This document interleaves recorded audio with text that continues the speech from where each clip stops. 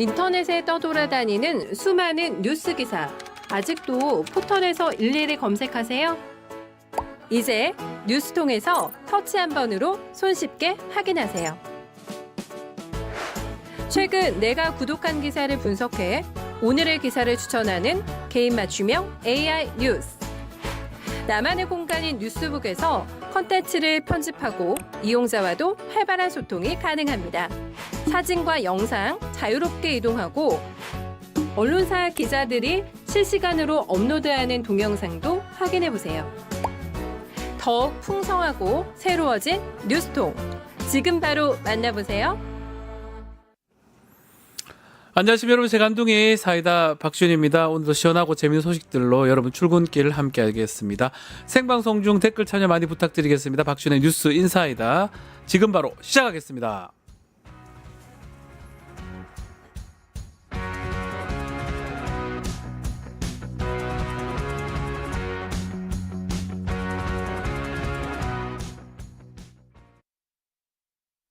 돈 버는 퀴즈쇼 증권 통파. 퀴즈를 풀면 최대 100만 원 상당의 보상을 드려요. 탈락해도 걱정은 NO. 친구를 초대해도 코인을 드립니다. 친구는 3,000원, 나는 2,000원의 코인을 무제한으로 드려요. 자세한 내용은 QR코드를 스캔해보세요. 상금의 주인공은 바로 당신. 국내 MTS의 선두주자 증권통. 모든 투자 자산을 한눈에 오케이. 투자 고수의 거래 내역을 구독하고 주식 투자를 더 쉽게. 거슬리는 하단 광고도 로에드 가입하면 더 넓고 더 많아지는 나의 관심 종목들. 쉽고 빠른 주식 투자 증권통. 바쁜 아침 오늘 꼭 알아야 할 뉴스들 엄선해서 정리해드리겠습니다. 듣기만 이해가 쏙 뉴스픽. 오늘도 뉴스토마토의 자랑 전현주 기자와 함께합니다. 안녕하십니까? 네, 안녕하세요. 자, 이재명 정부 낯서시죠? 막이 올랐습니다. 네. 자, 이재명 대통령 완전히 새로운 나라를 만들겠다. 모두의 대통령이 되겠다. 이렇게 밝혔습니다. 네, 이재명 대통령은 어제 국회 로텐더홀에서 제21대 대통령 취임 선서를 했습니다. 공식 행사명도 취임식이 아니라 취임 선서였는데요. 윤석열 씨가 취임하던 때와 다르게 별도의 예포 발사나 군악대 퍼레이드와 같은 별도의 행사는 진행되지 않았습니다. 행사는 간소화하고 국정 업무에 곧바로 집중하겠다 이런 취지로 풀이되는데요. 그럼 취임 선서에서 있었던 주요 발언들 먼저 영상으로 만나보겠습니다. 존경하고 사랑하는 국민 여러분, 여러분이 선택해 주신 대한민국 제21대 대통령 이재명 인사드립니다. 이번 대선에서 누구를 지지했든 크게 통합하라는 대통령의 또 다른 의미에 따라 모든 국민을 아우르고 섬기는 모두의 대통령이 되겠습니다. 네. 네, 통합을 강조했던 취임사처럼 이재명 대통령은 여야 상징 색깔이 골고루 들어간 넥타이를 착용하기도 그러네요. 했습니다. 이 대통령은 완전히 새로운 나라를 만들라는 간절한 염원에 응답하겠다면서 국민 통합을 맨 앞에 내세웠는데요. 이재명 정부를 정의로운 통합 정부이자 유연한 실용 정부로 규정하고 특히 분열의 정치를 끝낸 대통령이 되겠다 이렇게 강조를 했습니다. 또 그러면서도 비상계엄으로 인한 내란에는 단호히 책임을 묻겠다는 뜻을 밝히기도 했는데요. 또 통합과 함께 성장에도 무게를 뒀습니다. 민생 회복과 경제 살리기부터 시작하겠다면서 박정희 정책도 김대중 정책도 필요하다면 구별 없이 쓰겠다 이렇게 했습니다. 네. 어제 취임사는 약 23분간 진행이 됐는데 취임사에서 가장 많이 언급한 단어는 국민, 성장, 민주주의 그리고 통합이었습니다. 자, 통합을 강조한 이재명 대통령 곧바로 취임 선서 마친 뒤에 네. 야당 대표들하고 식사 오찬 자리를 가졌어요. 메뉴도 비빔밥이었네요. 네, 맞습니다. 취임 선서 뒤 이 대통령은 곧바로 국회 사랑제에서 여야 대표들과 점심 식사를 했습니다. 이날 준비된 메뉴는 비빔밥이었는데요. 우원식 국회의장은 화합의 의미를 살려서 비빔밥을 준비했다면서 분위기를 돋구기도 했습니다. 이 대통령 당선으로 이제 여당과 야당의 위치는 뒤바뀌게 됐는데요. 국민의힘이 공화당이 야당이 됐고 민주당이 여당이 됐습니다. 이 대통령은 야당을 향해서 제가 잘 모시도록 하겠다, 자주 뵙길 바란다면서 좀 자세를 낮추는 모습을 보였고요. 반면 보수정당 대표들은 강하게 견제하는 모습을 보였습니다. 특히 또 이른바 이재명 지키기 논란이 있는 법안들을 직접 거론하고 나섰는데요. 네. 김용태 국민의힘 비대위원장은 진영 간의 깊은 골을 메우기 위해서 서로 우려하는 바를 권력자가 하지 않는 게 중요하다라고 했고, 천하람 개혁신당 대표 권한대행도 충분한 반대 의견도 들으시면서 신중하게 추진해 주길 바란다 이렇게 말했습니다. 한편 또 윤석열 정부 출범 때를 좀 되돌아보면 그러니까요. 야당 대표와의 회동 없이 출범을 했고 음흠. 임기 중에도 영수회담은 단 한 번밖에 진행되지 않았는데요. 이와 달리 이재명 정부는 출범부터 협치와 소통 의지를 보였습니다. 자, 이재명 대통령 민생 경제를 계속 강조해 왔었는데 1호 지시가 비상경제 대응 TF팀 구성하라 이거였어요. 네, 이재명 대통령은 민생 회복과 경제 살리기부터 시작하겠다라면서 취임 후 내린 1호 지시는 이 비상경제 대응 TF 구성이었습니다. 해당 TF는 대통령실 산하나 내각에 두고 민관 합동으로 구성돼 이재명 대통령이 직접 챙길 거란 관측이 나오고 있는데요. 또 비상경제 대응 TF에선 곧바로 추경도 논의될 것으로 전해지고 있습니다. 이 대통령은 어제 빠르면 오늘 저녁이라도 관련 부처의 책임자, 실무자까지 모아서 당장 할 수 있는 경제회생 정책이 무엇인지 점검해보겠다 강한 의지를 드러냈는데요. 또 취임 첫날이었던 어제 증권시장도 예민하게 반응을 했습니다. 코스피가 2.7% 급등하면서 올해 최고 종가 기록을 새로 썼고요.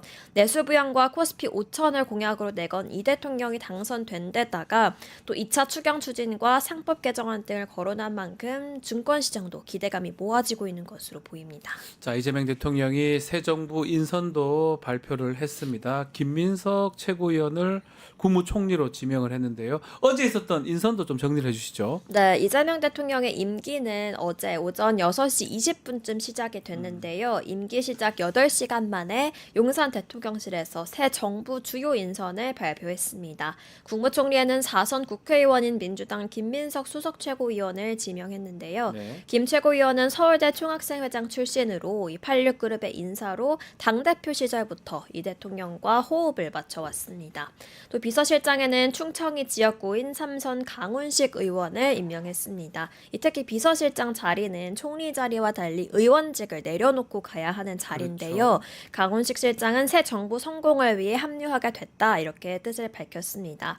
안보실장에는 외교관 출신의 위성락 의원을 임명했고 국가정보원장에는 이종석 전 통일부 장관을 지명했는데 이 국정원장은 노무현 정부에서 통일부 장관과 국가안전보장회의 상임위원장을 맡았던 인물입니다. 네. 또 대변인으로는 경선 때부터 이 대통령을 보좌해온 강유정 의원을 발탁했고요. 경호처장으로는 황인권 전 육군대장을 임명했습니다.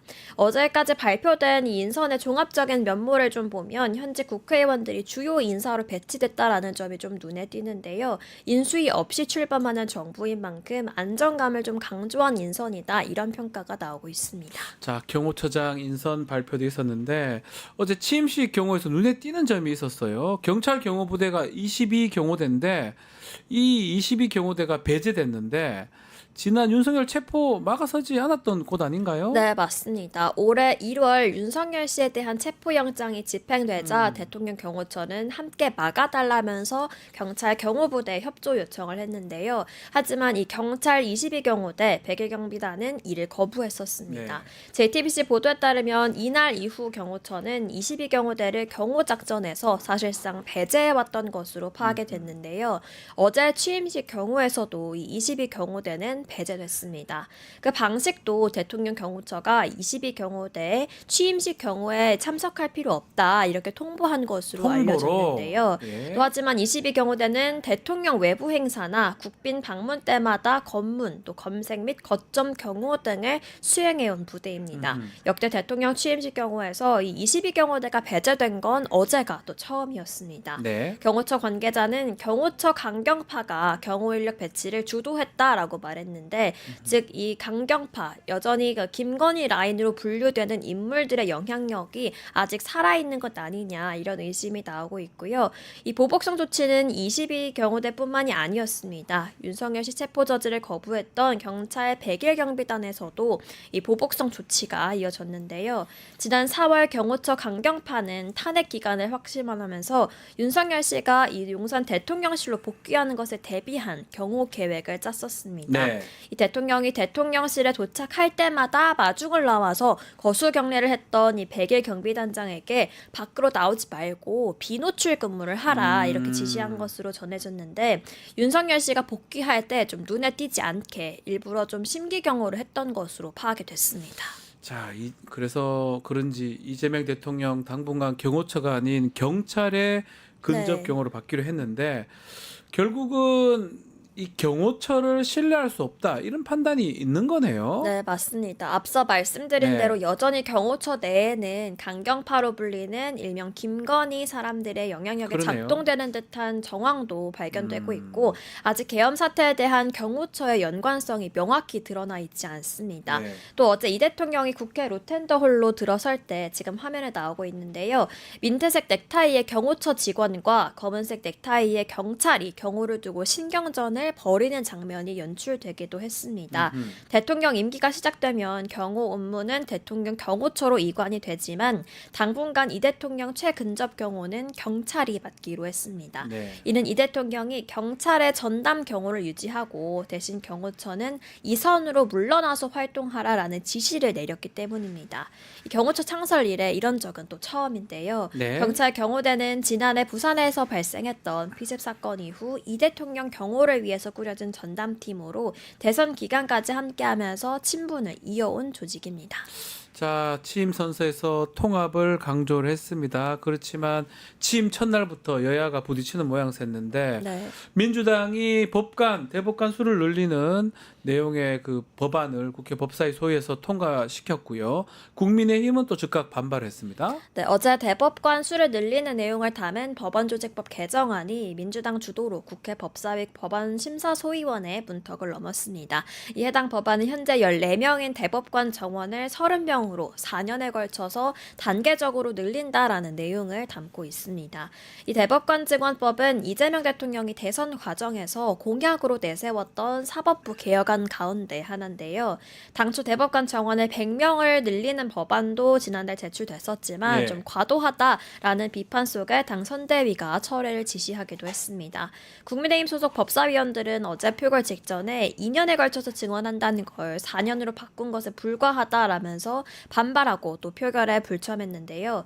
이어 기자회견을 열어서도 민주당 의회 독재다라고 규탄하기도 했습니다. 민주당은 조만간 국회 법사위 전체 회의를 열고 대법관 30명 증원법을 통과시켜서 본회의에 올릴 것으로 보이는데요. 네. 이에 대해서 국민의힘은 오늘 의원총회를 통해서 대응 방안을 논의할 예정인 것으로 전해지고 있습니다. 하지만 이제는 거부권으로 방어할 수 없는 상황이 된 만큼 해당 법안은 본회의를 통과할 가능성이 높아 보입니다. 네. 뭐가 될지 하여튼 거부권을 행사하지 않겠지요. 그래서 바로바로 통과되고 법안이 될. 사실 입법 또 제도 개혁이라는 게 국회 법안을 통해서 되는 거거든요. 네. 예전에는 그게 어려웠다면 지금은 법률 통과시키고 대통령 도장 찍고 그러면 끝나는 겁니다. 사실은 그때부터는 시행이에요. 예, 그렇다고요. 네. 자, 국민의 상황 짚어보겠습니다. 대선에서 패배했지만 책임은 서로 미루는 모양새인데 내부 갈등이 계속 있는 것 같습니다. 네, 맞습니다. 국민의힘 대선에서 패배하면서 소수 야당으로 전락하게 됐습니다. 그러나 좀 철저한 반성보다는 오히려 서로를 향한 비판만 쏟아냈는데요. 어제 열린 국민의힘 중앙선대위 해산식에서 김문수 전 후보는 당 지도부가 주도했던 이 한덕수 전 총리와의 강제 단일화 시도를 비판하고 나섰습니다. 일각에서는 당 지도부에게 책임을 물으면서 이 김 전 후보가 당 운영 전면에 나설 명분과 가능성을 가능성을 제시한 것 아니냐 네. 이런 분석이 나오고 있는 상황인데요. 지난기에서도 후보 교체 시도를 선거 패배의 한 원인으로 꼽고 나섰습니다. 박정원 의원이 자신의 페이스북에 대선판을 협잡으로 만든 권성동 원내대표는 석고대죄하라라고 적는 등 국민의힘 내부에서도 지도부 사퇴를 요구하는 목소리가 나오고 있는데요. 네. 국민의힘은 오늘 오전 의원총회를 개최하는데 이 자리에서 당 수습과 지도체제 구성 방안에 대한 대책이 과연 나올 수 있을지 아니면 오히려 더 큰 갈등이 수면 위로 나올지 지켜봐야겠습니다. 네. 자, 뉴스픽 여기서 마무리하겠습니다. 전효주 기자, 감사합니다. 네, 고맙습니다. 용가라 사대로 돌아오겠습니다.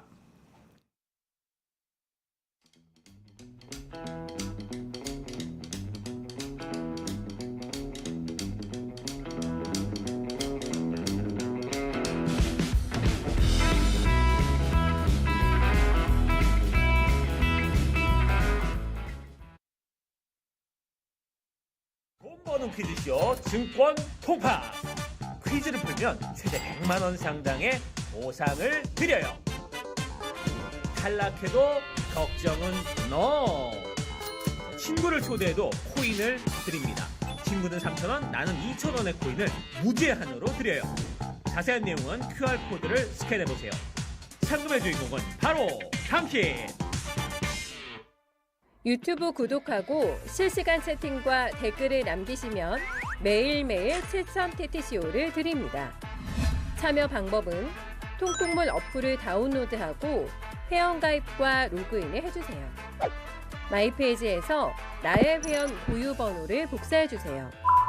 유튜브 구독 후 실시간 채팅이나 댓글창에 고유번호를 한 번만 입력하면 준비 끝! 지금 유튜브 채팅과 댓글 쓰기 참여하고 7,000TTCO 받아가세요. 자, 목요일에 용가라 사대 시간입니다. 용감한 남자 민주당 김용남 전 의원 함께하겠습니다. 안녕하십니까? 네, 안녕하세요.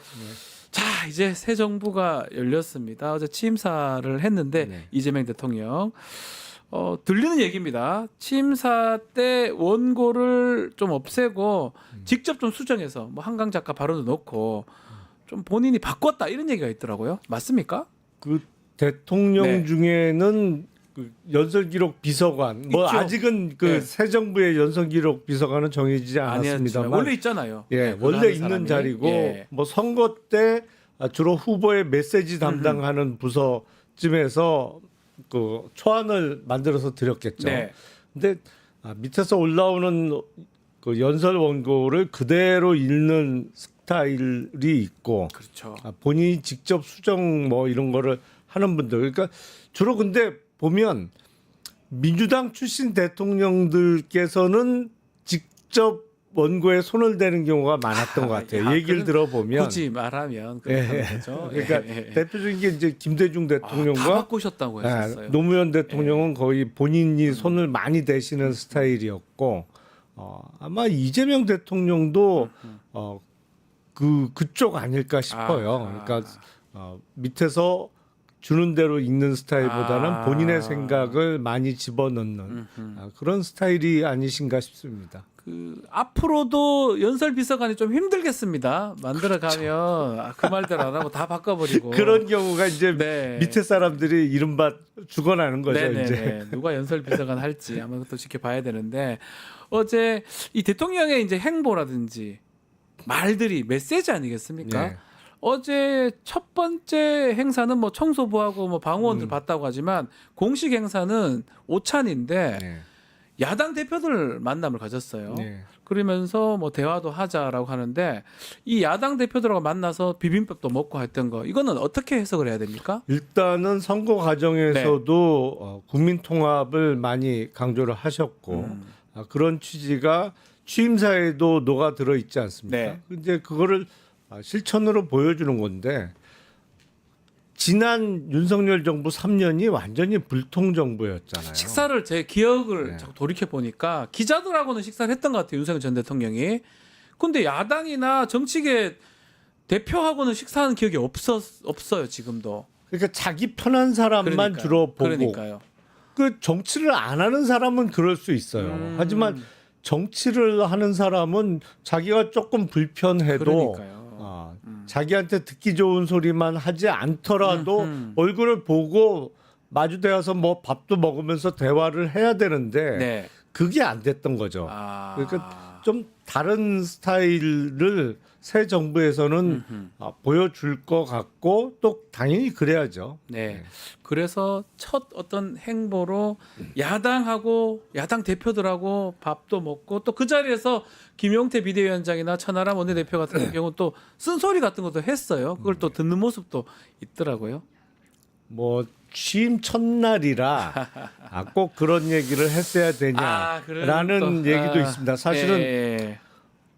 그게 그러니까 어제 기준으로는 바로 전날 선거 치르고 네. 바로 취임해 갖고 이제 시작하는 첫날이잖아요. 4시간 6시 20분에 임명장 그렇죠. 받았으니까 한 4시간 5시간 네. 지나고 이 시간이었는데요.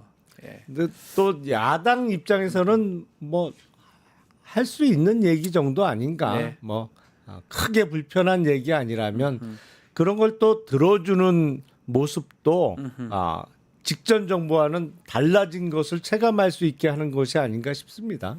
자, 그리고 이재명 대통령이 결국은 용산 대통령실로 그 직후에 이제 갔는데 계속 그 얘기를 했었거든요. 무덤 같다. 컴퓨터도 없고 뭐 필기구도 없고 이런 일이 어떻게 발생하는 거죠? 무슨 일이 있었던 거죠, 대통령실에? 저도 잘 상상이 예. 안 돼요. 사실은 대통령실은 이른바 어공이라고 하는 그렇죠. 정권 쪽의 사람들도 많이 와 있지만 늘공들도 있잖아요. 늘공들이 있잖아요. 다 어디 갔어요? 근데 어떻게 이럴 수가 있지라는 생각이 들고 이재명 대통령이 집권을 시작하면서 일단 용산 대통령실도 들어갔습니다만 네. 제가 보기엔 이거 진짜 어려운 사고를 쳐놓은 거예요. 이게 무슨 말입니까? 사고가 있었다는 거예요? 아니 그러니까 이 직전 정부에서 갑자기 대통령실을 용산으로 이전해 버렸잖아요. 그러면서 어떤 면에서는 아직도 세팅이 완료되지 안 됐다. 않은 용산 와. 대통령실이라고 볼 수 있죠. 큰일이네. 그게 갑자기 되는 게 아니거든요. 그러니까요. 온갖 뭐 보안 시설부터 시작해 갖고 사실은 대통령실이 한번 움직이는 게 보통 일이 아닌데. 어마어마한 일이지요, 사실. 아이 그때 뭐 어떤 그 무속인의 말을 듣고 그렇게 했는지 모르겠습니다만 아무 준비도 없는 상태에서 갑자기 청와대를 떠나서 용산으로 이전하면서 세팅도 안 돼 있는 상태에서 집권. 그럼 그런 식으로 3년을 시작해갖고 보냈다는 거예요? 그렇죠. 그런 일이 안 되는 거죠. 근데 새 정부가 들어서서 와 보니까 아니 사람은 있어야 될 거 아니야 일단. 최소한 근데 그 말했던 그 늘공들도 그럼 다 돌려보낸 거예요? 그런가 아마 봐요. 그렇겠죠, 아마도. 예. 그게 예. 다 가버리라고 한 다 거 자기 같고. 소속처로 돌아가라. 그리고 이게 참. 어떤 일종의 증거 인멸을 철저하게 하면서 컴퓨터고 뭐고 다 없애버린. 왜냐하면 내란죄 관련해서 관련성이 없다고 할 수 없거든요, 그 사람들. 그러니까 지금 내란 관련한 문건들을 어디서 작성했느냐. 그러니까요. 각 부처별로 이른바 그들의 표현에 의하면 쪽지입니다만 예, 사실은 지시문이잖아요. 문건이죠. 예. 지시문건. 지시문건을 네. 어디서 작성했느냐. 누가 작성했는지 예. 어느 부서에서 했는지. 그걸 노상원이 다 했느냐. 네. 아니 그러면 대통령실에 누군가가 했을 거예요. 보조 내지는 도와주거나 최소한. 뭐 네. 같이 한 거는 없느냐 이런 의문이 드는데 아니 컴퓨터하고 프린터까지 다 없애버린 건 너무 명백한 증거 인멸이죠. 심각한데 이것도 앞으로 어떻게 좀 바로 잡을지 좀 지켜봐야 될 것 같고 경호 문제도 지금 좀 크게 문제가 될 것 같아요. 첫날 경호처 경호를 받지 않고 경찰 근접 경호를 받았습니다. 이재명 대통령 어떻게 해석해야 됩니까? 일단 지금 경호처의 구성이 네. 이른바 김건희 라인이 얼마나 아직 남아 있는지 알 수도 없는 정확하게 파악도 안 되는 상황이잖아요. 네. 그렇기 때문에 그 취임식 장에서 왜 경호원들끼리 몸싸움하는 동영상 보셨어요? 혹시? 지금 좀 나오고 있습니다. 지금. 그런가요? 지금 저 모습이. 아니 그러니까 황당한 거죠, 저게. 저게 말이 됩니까? 네. 약간 해프닝 아닌 저 나쁜 좀 어떻게 보면 나쁜 건데 둘이 막 몸싸움하는 그러니까요. 모습이었거든요. 그러니까 예. 사실은 대통령 경호에 만전을 기해야 되는 곳이 바로 경호처고 또 아니면 그게 경호처가 아닌 경찰의 그 경호 인력들도 그건데 지금 자기네들끼리 몸싸움 하고 있는 거잖아요. 그러니까요. 예. 그러니까 이 정부의 혼란 상황을 단적으로 보여주고 있는 모습이라고 생각이 됩니다. 네. 아마 정리하는데도 시간이 조금 걸릴 것 같아요. 확실히 인수위 기간 없이 예. 출범하는 정부는 일단 핸디캡을 안고 출발하는 거예요.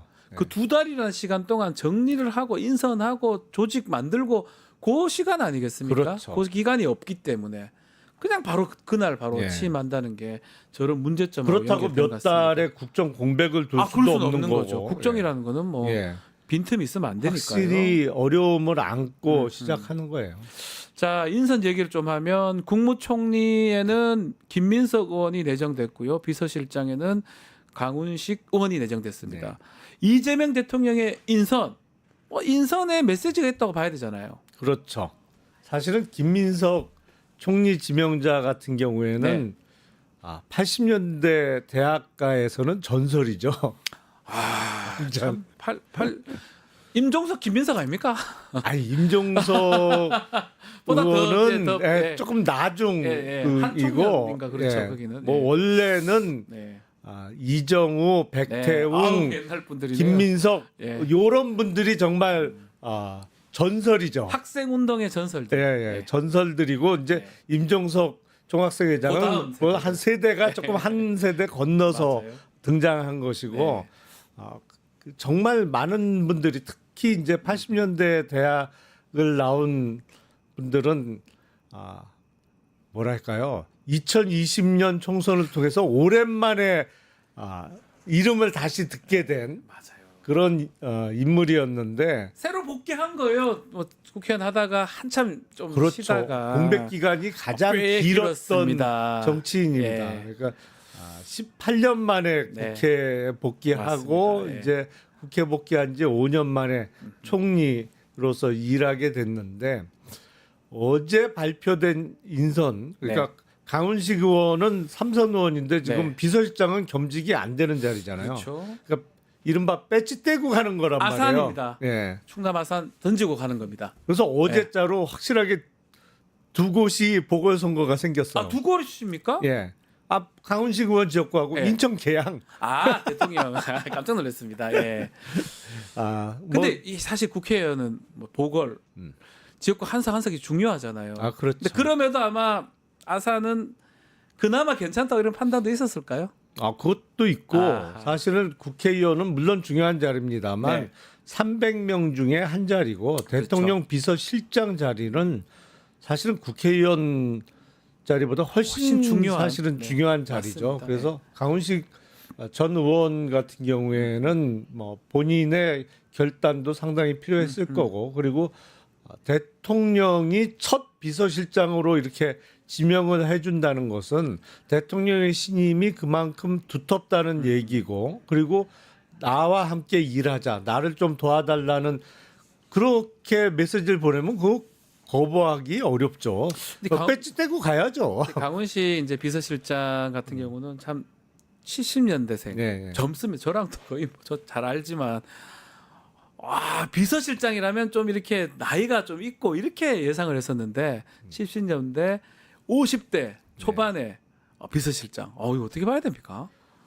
근데 옛날에는 네. 50대면 나이가 적지 않은 옛날로 거였어요. 치면, 요새는 네. 워낙 네. 수명도 길어지고 늦게까지 활동하는 분들이 맞습니다. 많아져서 그렇지 사실은 50대면 일하기 이른바 딱 좋은 나이라고 네. 봐야죠. 그래서 그만큼 과거 비서실장보다 젊기 때문에 더 많은 일을 효율적으로 할 수 있을 거고 김민석 총리 지명자를 비롯해 어제 발표된 인선 물론 좋은 분들을 많이 골랐습니다만 어떤 분들이 보시기에는 이거 너무 자기 측근들만 쓰는 거 아니야? 그런 이런 느낌도 들어요. 네. 반응이 나올 수 있어요. 근데 이게 앞서 언급했던 바와 같이 인수위 없이 출발하는 정부기 때문에 방법이 없어요. 그럴 수밖에 없어요. 방법이 없습니다. 어느 수준까지는 왜냐하면 인수위 2달 여유가 있으면 인선도 좀 더 여유를 두고 하고 검증도 하고. 그렇지 검증도 하고 하는데 아니 몇 시간 만에 일을 해야 되잖아요. 되니까 당장 자기가 맞아. 같이 호흡을 맞춰왔던 사람 그리고 신임할 수 있는 사람들을 쓸 수밖에 없거든요. 네, 그런 의미에서 보면 선대위가 연장선상으로 보여요. 그렇죠. 그거 어쩔 수 없는 거잖아요. 네, 그건 어쩔 수 없습니다. 이게 정기 대통령 선거라면 네. 또 다른 모습으로 출발할 수 있었겠죠. 하지만 보궐이잖아요. 음흠. 바로 일을 시작해야 되니까 맞습니다. 그건 어느 정도 이해할 수 있는 측면이 충분히 있다라고 생각을 합니다. 앞으로도 이제 아마 내각이라든지 뭐 인사들이 나오겠지만 조금 이런 얘기는 나오겠습니다. 측근들 위주로 간다 이런 얘기는 계속 나올 것 같아요. 근데 이게 예. 대통령의 입장에서는 인재풀을 넓히고 싶더라도 그러려면 시간이 오래 걸리잖아요. 자기가 직접 모르는 사람은 검증도 해야 되고 못 씁니다. 쉽게 못 씁니다. 예. 능력도 이제 좀 알아봐야 되는데 그러면 이게 시간이 오래 걸린단 네. 말이죠. 그래서 이 여러 가지 면에서 앞서 제가 말씀드린 대로 어느 정도의 핸디캡은 안고 출발하는 정부가 될 수밖에 없어요. 딜레마네요. 근데 그러니까 네. 내란을 저지르지 말았어야죠. 맞아요. 국정이 제대로 가려 그러면. 자, 이재명 대통령의 1호 행정명령이 비상 경제 점검 TF 구성하라 지시인데 그만큼 경제 상황 심각하고 선거운동 기간 동안도 그 얘기를 했거든요. 민생 회복, 경제 살리는 거 하겠다라고 하는데 그게 1호 지시가 됐습니다. 지금 네. 사실은 이른바 민생은 대단히 어렵죠. 심각합니다. 일단 예. 1사분기에 마이너스 성장을 했고요. 네. 그리고 수출도 5월 달 들어서는 뭐 8%가 줄었는데 8%는 적은 수치가 아니죠. 어마어마하게 줄어든 거예요. 특히 업종과 관련해서는 자동차 수출은 20% 넘게 네. 줄었거든요. 우리나라 수출 액수를 보면 이제 금액적으로 가장 많은 것이 역시 반도체, 그 다음이 자동차거든요. 예. 3등 이하는 사실은 비슷비슷해요. 공작기계, 두 개가 제일 중요합니다. 조선화학, 예, 맞습니다. 석유화학, 조선 뭐 이런 순으로 나갑니다만 우리 반도체하고 자동차 제일 중요하잖아요. 제일 그렇죠. 많이 팔리고. 그게 제일 중요하죠. 예. 근데 일단 자동차가 큰 타격을 네. 입었고 반도체도 당분간은 괜찮을 수 있을지 모르겠습니다만 사실 조심스럽죠. 네. 전통적인 우리 강한 분야가 지금 중국이 많이 치고 올라오고 있고 네. 또 첨단 반도체 분야 관련해서는 워낙 세계적으로 경쟁이 치열하니까 그야말로 경제적 비상 상황에 대응할 수밖에 없어요. 그건 대통령이 직접 챙기셔야 되는 분야가 그렇죠. 맞고 다만 이제 수출은 그렇습니다만 내수 경기를 어떻게 할 거냐. 네. 근데 내수 경기는 전통적으로는 가장 효과가 빠른 분야는 건설 분야예요, 사실은. 건설. 예, 예. 건설 분야, 건설 경기를 살리면 효과는 제일 빠르죠. 그리고 이게 그야말로 이른바 인력 시장에 바로바로 맞습니다. 반응이 사람 뽑아야 되거든요. 되니까. 네. 아침에 당장 그 일거리 찾는 사람 숫자가 달라져요. 그러니까요. 근데 당장 그 건설 경기 결국엔 부동산과 직결되어 있습니다만 그러기 위해서는 아직도 그 풀리지 않고 있는 부동산 PF 문제를 어떻게 정리할 것이냐 이 문제도 있고 부동산 시장과 관련한 규제를 어떻게 할 것이냐. 근데 네. 이게 자칫 잘못하면 지금 또 많은 국민들 중에 그런 분들 하시는 그런 얘기 하시는 분들이 있잖아. 민주당이 집권하면 집값 오른다. 올라간다. 그러니까 좀 그랬어요 공교롭게도. 아니 그렇죠. 그건 경험치가 쌓인 거죠. 보수정당이 하면 집값이 안정됐고 민주당 쪽은 계속 올라가는 느낌 그게 들었었거든요 사실은. 그러니까 그 일종의 지금까지 형성됐던 시장의 네. 어떤 예측을 바꿔야 되는 측면도 있거든요. 그래서 모든 면이 조심스럽습니다만 쉽지 않죠. 일단은 정부 입장에서는 가장 먼저 할 수 있는 게 추경이죠. 추경. 그래서 대략 35조 원 규모 내외가 되겠습니다만 조속한 추경부터 시작해야 되지 않을까 싶습니다. 자, 뭐 인수위 없이 하다 보니까 내각은 그대로 전 정부 사람들이 있어요. 이주호 교육부총리 비롯해서 일단 국무위원들이 사의 표명을 했는데 박성재 장관은 받아들였고요. 법무부 장관 거는 나머지는 이제 반려를 한 상황인데 이건 뭐 국무회의 구성 이런 것 때문에 그런 건가요? 일단 박성재 법무부 장관은 본인도 내란과 관련해서 혐의가 있잖아요. 그렇죠. 특히 12월 3일 비상계엄 선포 바로 다음 날 모였던 이른바 4인방. 오찬 회동. 안가 4인방. 그 4인방 중에 한 명이고 네. 그런 의미에서 어쨌든 수사기관의 물론 검찰청이 법무부의 외청입니다만 서면으로 수사지휘는 할 수 있잖아요. 네. 검찰총장을 통해서 수사 지휘를 할 수 있는 법무부 장관직에 혐의를 받고 있는 사람을 그냥 두는 거는 부적절하죠. 그리고 여태까지 제대로 효율적으로 이루어지지 못했던 내란 관련 수사에 대한 어떤 정치적인 책임은 분명히 있는 거거든요. 예. 법적 책임은 앞으로 좀 따져봐야겠습니다만 그런 의미에서 국무위원 중에 유일하게 사표가 수리될 수밖에 없는 상황 아니었나라는 생각이 듭니다. 그 나머지 국무위원 뭐 구성의 부분 뭐 11명이 필요하고 뭐 그런 것도 좀 따지기는 따지겠죠. 그렇죠. 예, 그렇게 일단 다를 다 그만두게 할 수는 그러면 없는 상황이죠. 국무회의 못 자체의 여니까요. 개최가 불가능해지니까. 국무회의가 꼭 필요한 어떤 것들이 있는데 그것을 하지 않으면 안 되니까. 자, 지금 대선 끝나자마자 국회는 되게 분주하게 돌아가고 있습니다. 특검법, 3특검법도 지금 통과가 뭐 처리가 예고돼 있고 특히 또 뭐 지금 법관 관련된 뭐 법들 여러 가지 법들 검사징계법 등등이 지금 올라가는데 이번에 이제 거부권 장벽이 없어졌잖아요. 그렇죠. 만약에 통과만 되면 다 법안이 네. 될 것 같습니다. 어떻게 앞으로 진행이 될 것 같습니까?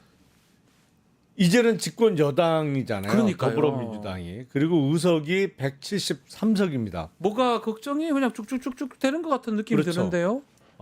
기존의 범야권이라고 예. 불렀던 조국 혁신당을 비롯한 이제 다른 정당도 이제는 범여권으로 분류해야 되는 거 아닌가 싶어요. 법여권. 네. 그렇게 되면 이제 190석 190입니다. 그러니까 개혁신당을 제외하고도 190석. 김상우 의원까지 왔으니까 예. 190석입니다. 딱. 190석의 의석을 범여권이 차지하고 있는데 말씀대로 그래서 이제 국회 본회의를 통과하면 거의 거부권 행사 가능성은 없어진 거예요.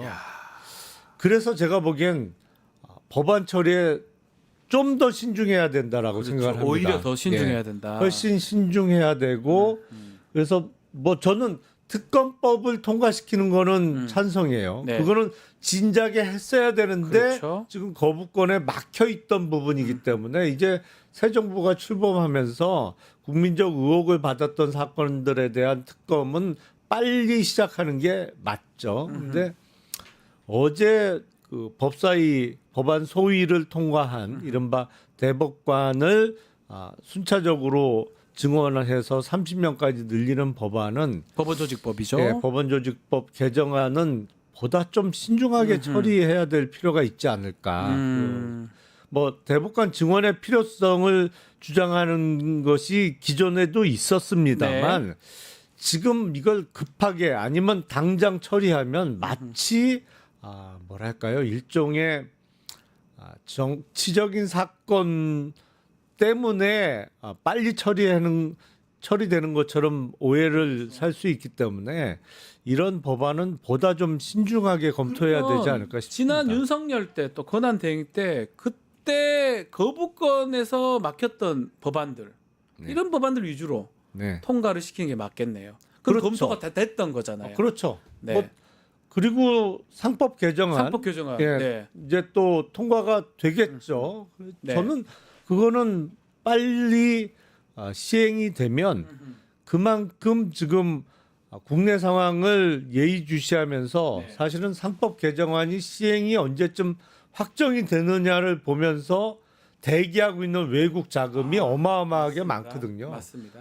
그 외국 자금의 빠른 투자를 위해서도 빨리 진행돼야 되는 법안 중에 하나입니다. 근데 그러니까 법안별로 좀 완급 조절을 할 필요가 분명히 있어 보여요. 이게 사실은 입법이라는 게 개혁이잖아요. 근데 사실은 개혁이라는 걸 막 급하게 할 수는 없는 거예요. 계속 검토하고 신중에 신중을 기해서 하는 게 맞는데 이제껏 다 됐던 거는 모르겠지만 새로운 것을 빨리 하는 건 조금 바람직하지 않다 이렇게 보시는 거군요. 그리고 이게 예. 이제 더불어민주당이 여당이 됐는데 민주당 당내 선거가 이제 줄줄이 있잖아요. 원내대표 선거, 당대표 선거 그렇죠. 합니다. 예. 그리고 당장 또 내년에 지방선거도 맞습니다. 이제는 1년 앞으로 예. 다가왔고 그러다 보니까 민주당 소속의 의원들이 이른바 자신의 선명성 내지는 어떤 법안 처리를 주도하는 모습을 아하, 보이면서 그러네요. 당내 선거 아니면 내년 지방선거에 좀 활용하려는 의도도 분명히 있을 수 있거든요. 그렇겠네요. 예. 그래서 이걸 적절하게 좀 제어할 필요가 있다. 또 있다. 이제는 모든 책임을 종국적으로 져야 되는 집권 여당이 된 맞습니다. 거잖아요. 네. 그래서 야당 때와는 달라질 수밖에 없다라고 생각을 합니다. 자, 국민의힘 얘기도 조금 짧게 짚어보겠습니다. 자, 득표율이 40%를 넘기면서 딜레마에 좀 빠진 것 같아요. 오히려 40%를 만약에 넘지 않았다면 뭐 출구조사처럼 그 밑이었다면 뭔가 좀 정리가 되는 모양새일 건데 40%를 넘기다 보니까 더 혼란스럽다 이렇게 그렇죠. 분석도 되거든요. 어떻게 봐야 김문수 됩니까? 후보가 41%를 넘게 득표하면서 참. 제가 보기엔 국민의힘이 더 나락으로 빠지기 딱 좋은 득표율이다라고 네.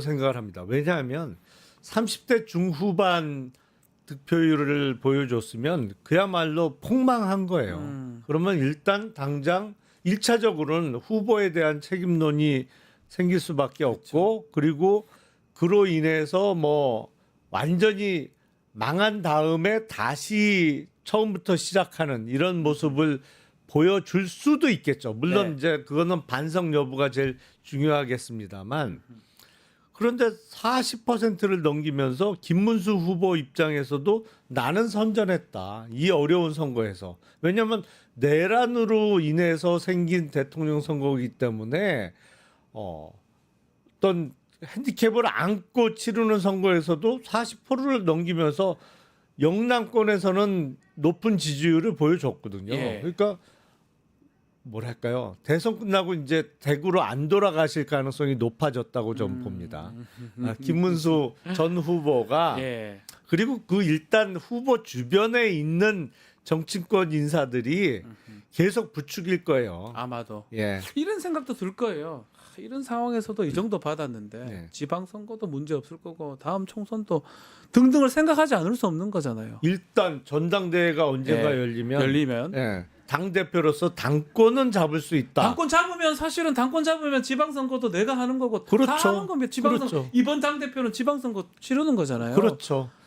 당권 잡고 싶겠죠. 예. 예, 하는 거 보니까 맞네요. 그 당연한 것 같아요. 당권 잡고 싶겠죠. 근데 그렇게 되면 이른바 한동훈 전 대표도 네. 보나마나 전당대회 출마를 할 거고 하겠죠. 결국엔 권성동 원내대표를 비롯한 당내 최대 개파인 친윤 네. 세력이 어떤 모습을 보여줄 거냐. 그럼 누가 하고 손을 잡을 것이냐. 그럼 결국 또 주도권을 친윤이 잡는 거 아니? 이런 생각도 들어요. 그러니까 선택지는 두 개 중에 하나죠. 사실은. 이 말 좀 그렇지만 아스팔트 아니면 친한 쪽이 한동훈 둘 중에 하나를 선택하는 근데 거잖아요. 친한계하고 손잡기는 그러니까요. 어려울 것 같고 결국은 김문수 쪽이죠. 그건 선택지가 없는 거고 예. 제가 말씀드린 선택지 두 개는 김문수 전 후보 측과 다시 한번 손을 잡는 잡느냐. 거. 어쨌든 근데 관계는 껄끄러워요. 네, 아주 매끄러운 관계는 아니죠. 예. 아니면 자체 후보를 내느냐. 자체 후보를 내서 당권 도전을 하느냐. 친윤계에서 예. 만약 그렇게 되면 친윤계의 자체 카드는 뭐 나경원 의원, 윤상현 의원, 어쩌면 원희룡 까지. 전 장관 정도 될 수 있겠죠. 네. 그러면 이제 계산을 해봐야죠. 김문수 후보도 도전을 할 것 같은데 네. 그러면 이 당권 싸움을 만약에 자체 후보로 냈을 때 3파전에서 이길 수 있느냐. 3파전을 벌이다가 한동훈 전 대표가 당권을 차지하는 가져가버리면 상황이 되면 이제 그건 친윤 입장에선 최악이거든요. 그러니까요. 그렇게 되면 아니 약간 껄끄럽지만 김문수 후보와 다시 힘을 합쳐야 되는 거냐? 이제 앞으로 고민하겠죠. 고민이 될 것 같네요. 이준석 후보 얘기도 해보겠습니다. 결국 한 자리 숫자에 머물렀어요. 선거 비용을 받지 못합니다. 보전받지 못하는데 앞으로 개혁신당 앞날을 뭐 더 잘하실 것 같아요. 어떻게 예측하고 계십니까? 독자 생존은 어려운데 쉽지 않겠죠, 당연히. 예, 그렇다고 예. 바로 국민의힘과 합칠 수 있는 상황도 아닙니다. 상황이 이런 예. 얘기 또 하더라고요. 합치면 두 자릿수 산수적으로 합치면 이길 수 있었는데 이준석하고 단일화 안 돼서 이런 거 아니냐라는 얘기가 국민의힘 안에서 나오는 것 같아요. 벌써. 일단 김문수, 이준석 후보의 득표를 단순 합산하면 더하게 하면 007 빵이죠. 0.07% 앞섭니다. 앞섭니다. 예. 근데 뭐 그렇게 단순 합산은 될 수 없는 것입니다만 이른바 단일화 이벤트를 이용해서 일종의 시너지 효과를 냈다고 하면 뭐 달라질 수도 있었던 거 아니냐라는 주장 정도는 나올 수 있어요. 그렇죠. 그러니까 근데 일단 그 어떤 단일화 실패에 대한 책임론보다도 개혁신당 입장에서는 야 이래 갖고 내년 지방선거를 어떻게 치르냐 그건 현실적인 고민이거든요. 네. 뭐 내년 지방선거 자신 있다고 하지만 그건 뭐 하는 말이고. 근데 지방선 하려면 지역구마다 보내야 되잖아요. 네. 사람은 있으며 이길 때가 죄송하지만 있습니까? 일단 출마자 만만치 않아요. 구하기가 어렵죠. 그거요. 예. 못 구하고 꼭 사람들이 될만해야 가는 거지 그냥 가지는 않거든요. 그리고 이 정도 지지율이면 사실은 네. 그러니까 소선거구제를 채택하고 있는 단체장이나 광역의원 선거에서는 뭐 당선자를 낼 수가 없는 거고 네. 적어도 3인 이상을 뽑는 그 중선거구제를 채택하고 있는 기초의원 중에서도 2인 선거구에서는 안 되는 되고 거고 양당이 되니까. 예, 3인 선거구 이상 뭐 3, 4인을 뽑는 기초의원 선거구에서 기초의원 당선자를 노려볼 수는 있겠습니다만 그것도 여의치 쉽지 않거든요. 않죠. 그것도요. 예. 당세가 어느 정도는 돼야 돼야죠. 좋은 후보자도 들어오는 거고 후보가 좋아야 3인 이상 선거구에서도 당선자를 낼 수 있는 겁니다. 근데 이게 계속 악순환이 될 수밖에 없어요. 구조상. 그러니까. 그래서 원래는 지방선거 전에 국힘 쪽과 합쳐야 되는 상황인 거는 맞는데 지금 국힘 쪽 상황을 보면 네. 개혁신당을 선뜻 받기가 어려워요. 맞아요. 그래서 이게 참 자칫 잘못하면 질이 멸렬해질 수 있겠어요. 그럴 가능성도 배제할 수 없고 하나만 더 짚어보죠. 출구조사가 틀렸습니다. 틀렸다고 해야 되나? 차이가 많이 났어요. 네. 좀 이런 경우를 처음 봤어요. 총선도 총선이지만 대선 같은 경우는 한 사람한테 하는 거니까 출구조사 거의 맞았지 않습니까? 그렇죠. 소수점까지 맞았었는데 이번에는 상당히 차이가 좀 났습니다. 많이 틀렸어요. 뭔가 바꿔야 되는 거 아닌가 이래 되면? 이럴 바에 뭐라 합니까? 돈 들여서. 그렇죠. 아니 여론조사 한 것보다 더 틀리면 어떡합니까? 돈이 어마어마하게 들어가는 작업인데 네. 차이가 너무 많이 나다 보니까 이럴 때는 방식을 바꿔야 되는 거죠. 바꿔야 될것 같은데요. 기존 방식을 계속 쓸 수는 없어 보여요. 결국 그런 사람도 있다는 거죠. 전화 받은 사람 중에 샤이가 있었다는 그렇죠. 거잖아요. 아니 반대로 얘기하거나 이런 사람들이 있으니까 이런 결과가 난 거 아니겠습니까? 그러니까 그걸 어떻게 바꿔야 될지는 네. 그야말로 뭐 여론조사 전문가 분들이 좀 고민을 해봐야 되겠습니다만 네.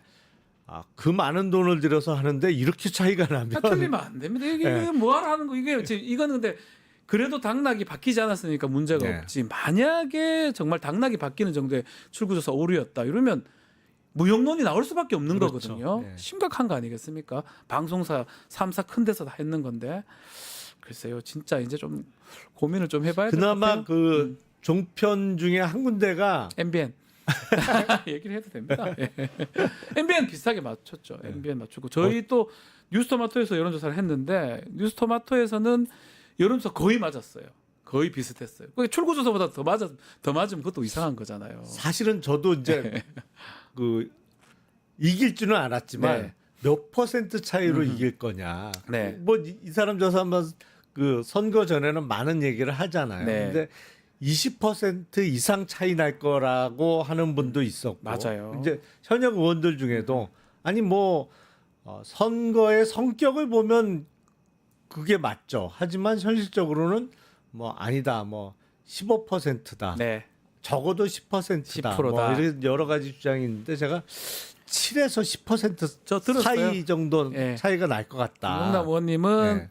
예측을 참 잘하십니다. 근데 거의 맞았어요. 그게 20까지 될 수 어떤 대통령 선거에서 그 되는 게 쉽지가 않지 않습니까? 그럼요. 근데 우리나라 구조에서 지금 출구 조사는 10%보다 높게 훨씬 났어요. 훨씬 51대 더 나는 39가 거였잖아요. 났으니까 12, 13이었는데 방식을 좀 바꿔야 될 돼요. 필요는 분명히 바꿔야 있어 됩니다. 보여요. 그럴 바에 할 필요가 없는 거예요. 그렇죠. 그럼 뭘 합니까? 틀리는 아니면 아예 안 거. 하든지. 안 하는 게 낫죠. 저럴 바에 안 하는 게 낫다는 그 돈을 말씀. 들이고 예. 하는 해서 뭔 틀리느니 의미가 뭐 있습니까, 하지 말든지. 사실. 네. 알겠습니다. 오늘 말씀 여기까지 듣겠습니다. 김용남 의원과 함께했습니다. 감사합니다. 네, 감사합니다.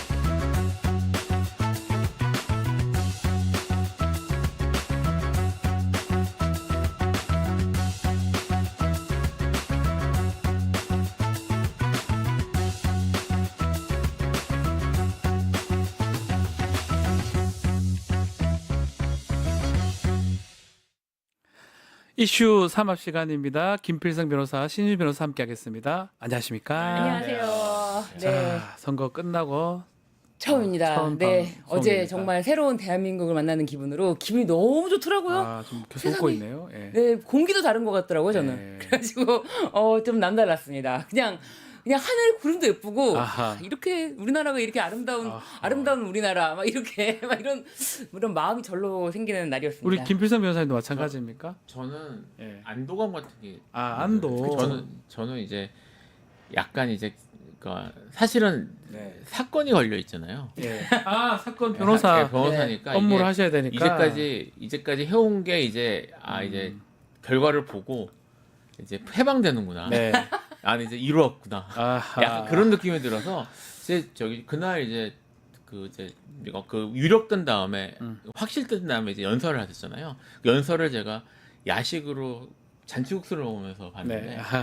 봤는데 그냥 뭔가 이렇게 좀 내려가는 듯한 예. 잔칫날은 잔치국수죠. 잔치국수를 네, 약간 그래서 안도감 같은 거 이런 거 좀 들었어요. 제가 김필성 변호사님이랑 네. 원래 개인적으로 따로 연락을 하지 않고 오로지 이 여기서. 뉴스인 사이다만을 위해서 연락을 안타깝지만 하는데 저희가 세 명이 동갑이고 이러지만 그 개인적 연락은 개인적으로 연락을 안 하죠. 근데 제가 김필성 변호사님한테 6월 2일 밤에 이게 뭔가 이렇게 긴급한 사정이 생겨가지고 이슈가 네. 되면 안 되는 거 아니에요? 걱정이 많잖아요. 또 변호사들은 작은 일이 하나하나. 선거 전날. 네, 선거 네. 전날 6월 2일 선거 전날 이 선거와 관련해서 네. 법률적인 어떤 이슈와 관련해서 김필성 변호사님과 긴박하게 거의 밤 12시까지만 소통하면서 와 이거 혹시 문제 이런 것들 걱정 고민이 너무 많은 거예요. 혹시라도 이 작은 것에서 그러니까요. 뭐 문제가 되지 않나 그런 것 때문에 정말 처음으로 연락을 드리면서 네네 그랬습니다.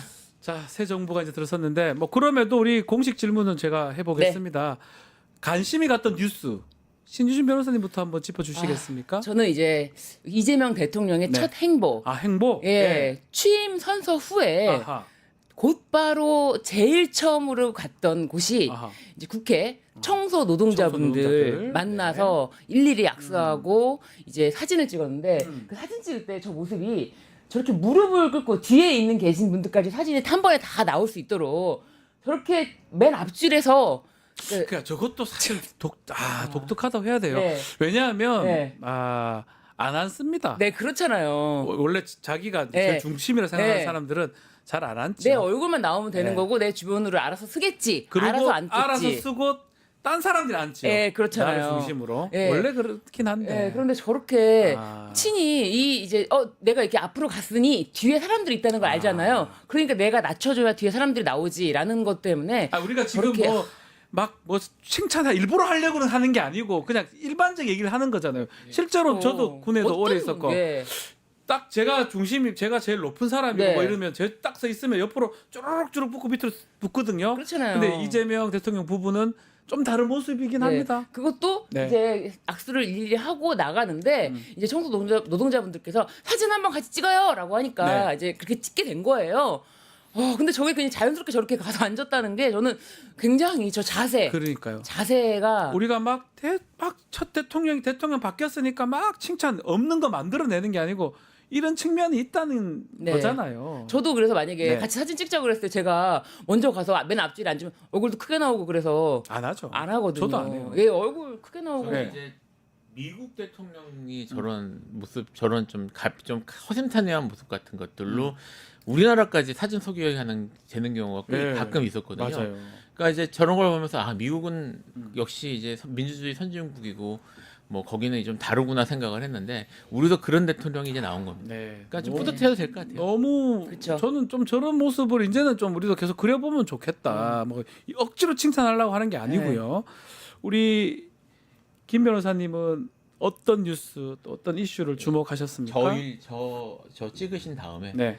첫 번째 행정명령 경제 비상경제 TF를 만들어라. 네. 만들고 나서 그냥 만든 게 아니고 어제 저녁에 저녁 먹고 나서 예. 다 모여서 늦게까지 회의를 했다고 합니다. 음흠. 거기서 이제 본인 이제 이재명 대통령의 개인 전화번호를 다 알려주면서 본인 전화번호를 다 알려주면서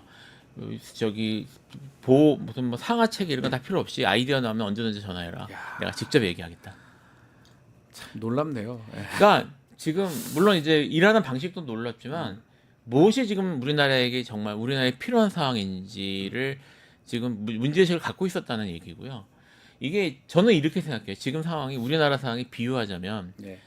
이제 가게 지금 영업을 계속 해야 되는 가게인데 쓰레기가 잔뜩 차 있는. 네. 그래서 영업을 제대로 할 수 없는 상황인데 이제 주인이 이제 들어온 거예요. 들어왔는데 그러면 이걸 어떻게 빨리 튀우고 영업을 제대로 할 것인가에 대한 고민이 있어야 되는데 지금 문제의식을 정확히 갖고 뭐 아까 말씀하신 사실은 이게 그 전에 뭐 전 대통령인 윤석열이나 이렇게 비교하신 분들도 있는데 첫날 뭐 했는지를 비교하는 뉴스들도 조금 나왔거든요. 나왔어요. 나왔는데 무슨 의전이나 이런 것들 다 생략하고 그 점심도 이날 비빔밥으로 먹고 네. 지금 어제 늦게까지 이걸 하고 또 잠도 근처 안 가해서 맞아요. 왜냐면 멀리 가면 출퇴근 어렵고 방해 계양까지 가기에는 좀 또 예, 경호 받아서 와야 돼요. 예, 그렇게 그러니까요. 되면. 네. 그래서 그런 필요적이지 못한 그 의전 다 집어치우고 본질에 집중하는 모습을 보였다는 게 첫날부터 이 경기지사 할 때도 성남시장 할 때도 그랬던 기억이 나요. 전화번호 알려주면서 필요한 사람 다 전화해라. 그랬던 것도 선거할 때도 마찬가지고 아주 실용적인 측면이 강한 사람 같아요. 그리고 이제 저도 이제 가까이서 이제 같이 결국은 가까이 봤던 분이니까 변호인이었으니까요. 네, 변호인이었으니까요. 겪어봤던 정치인들이나 같이 일했던 사람들이 네. 얘기하는 게 이분한테는 언제든 메시지를 보내면 반드시 본다. 저도 사실은 답을 받았어요. 예, 그러니까 할 말 있으면 보내라, 네. 직접 보내라. 답을 그러면 줘요. 예. 새벽이라도 본다. 답을 줘요. 그러니까 이분이 지금 전화번호 알려주고 연락하라고 하는 게 그냥 하는 말이 아니고 진짜입니다. 이분 일하는 스타일입니다. 예. 그러니까 이런 것들이 지금 관철되고 있는 것 같고요. 이게 뭐 이제 시작이니까 좀 지켜봐야 되겠지만 어쨌든 방향을 올바로 잡고 최선을 다해서 이쪽 뭐 나라를 바로잡는 쪽으로 가려는 듯한 모습인 것 같아서 이거 비교를 하면 안 되는데 비교가 예뻐 되죠. 술 먹고 전날 술 먹고 늦게 출근하고 지각하고 뭐 이런 생각을 했지 않습니까 우리가. 게다가 이제 제가 한남동 관저 인근에 네. 제가 살거든요. 아, 예. 근데 거기 진짜 교통 통제를 어마무시하게 했거든요. 맞아요. 출근도 안 하면서도 교통 통제하고 출근할 맞아요, 때도 교통 맞아요. 통제하고 이중으로. 맞아요. 근데 그 통제 자체가 엄청 오랜 시간 동안 잡아놔가지고 신호를 맞아요. 다른 차들은 일체 못 가게. 근데 그런 것에 대해서 아무런 조금도 거리낌이 없었는데 어제 또 이 얘기도 하더라고요. 뭐요? 출퇴근 시간에 네. 그렇게 안 하는 교통 걸로. 통제 그렇게 심하게 하지 않겠다. 그렇게 하면 시민들도 너무 불편하고 너무 불편하더라. 보기 싫었다. 그거 싫었다라고 하면서 출퇴근 시간 교통 통제 그렇게 하지 않겠다. 와, 근데 이런 것까지 생각했다는 게 네. 정말 다르구나. 우리가 달라. 억지로 칭찬하려고 칭찬하는 게 아니고 비교가 될 수밖에 없는 상황이니까 뭐 그런 얘기를 네, 하는 거다. 맞습니다. 이렇게 이해해 주시면 좋을 것 같습니다. 자, 새 정부 들어서면서 주요 인선 어제 발표가 됐습니다. 김민석 의원이 국무총리로 지명이 되고 비서실장에는 강훈식 의원이 네. 지명이 됐습니다. 자, 대변인 또 강유정 의원, 안보실장에 위성락 의원 등등. 인사도 메시지 아니겠습니까? 그럼요. 무엇을 가장 신경 썼다고 봐야 됩니까? 일단 특히 이제 비서실장 같은 경우에는 네.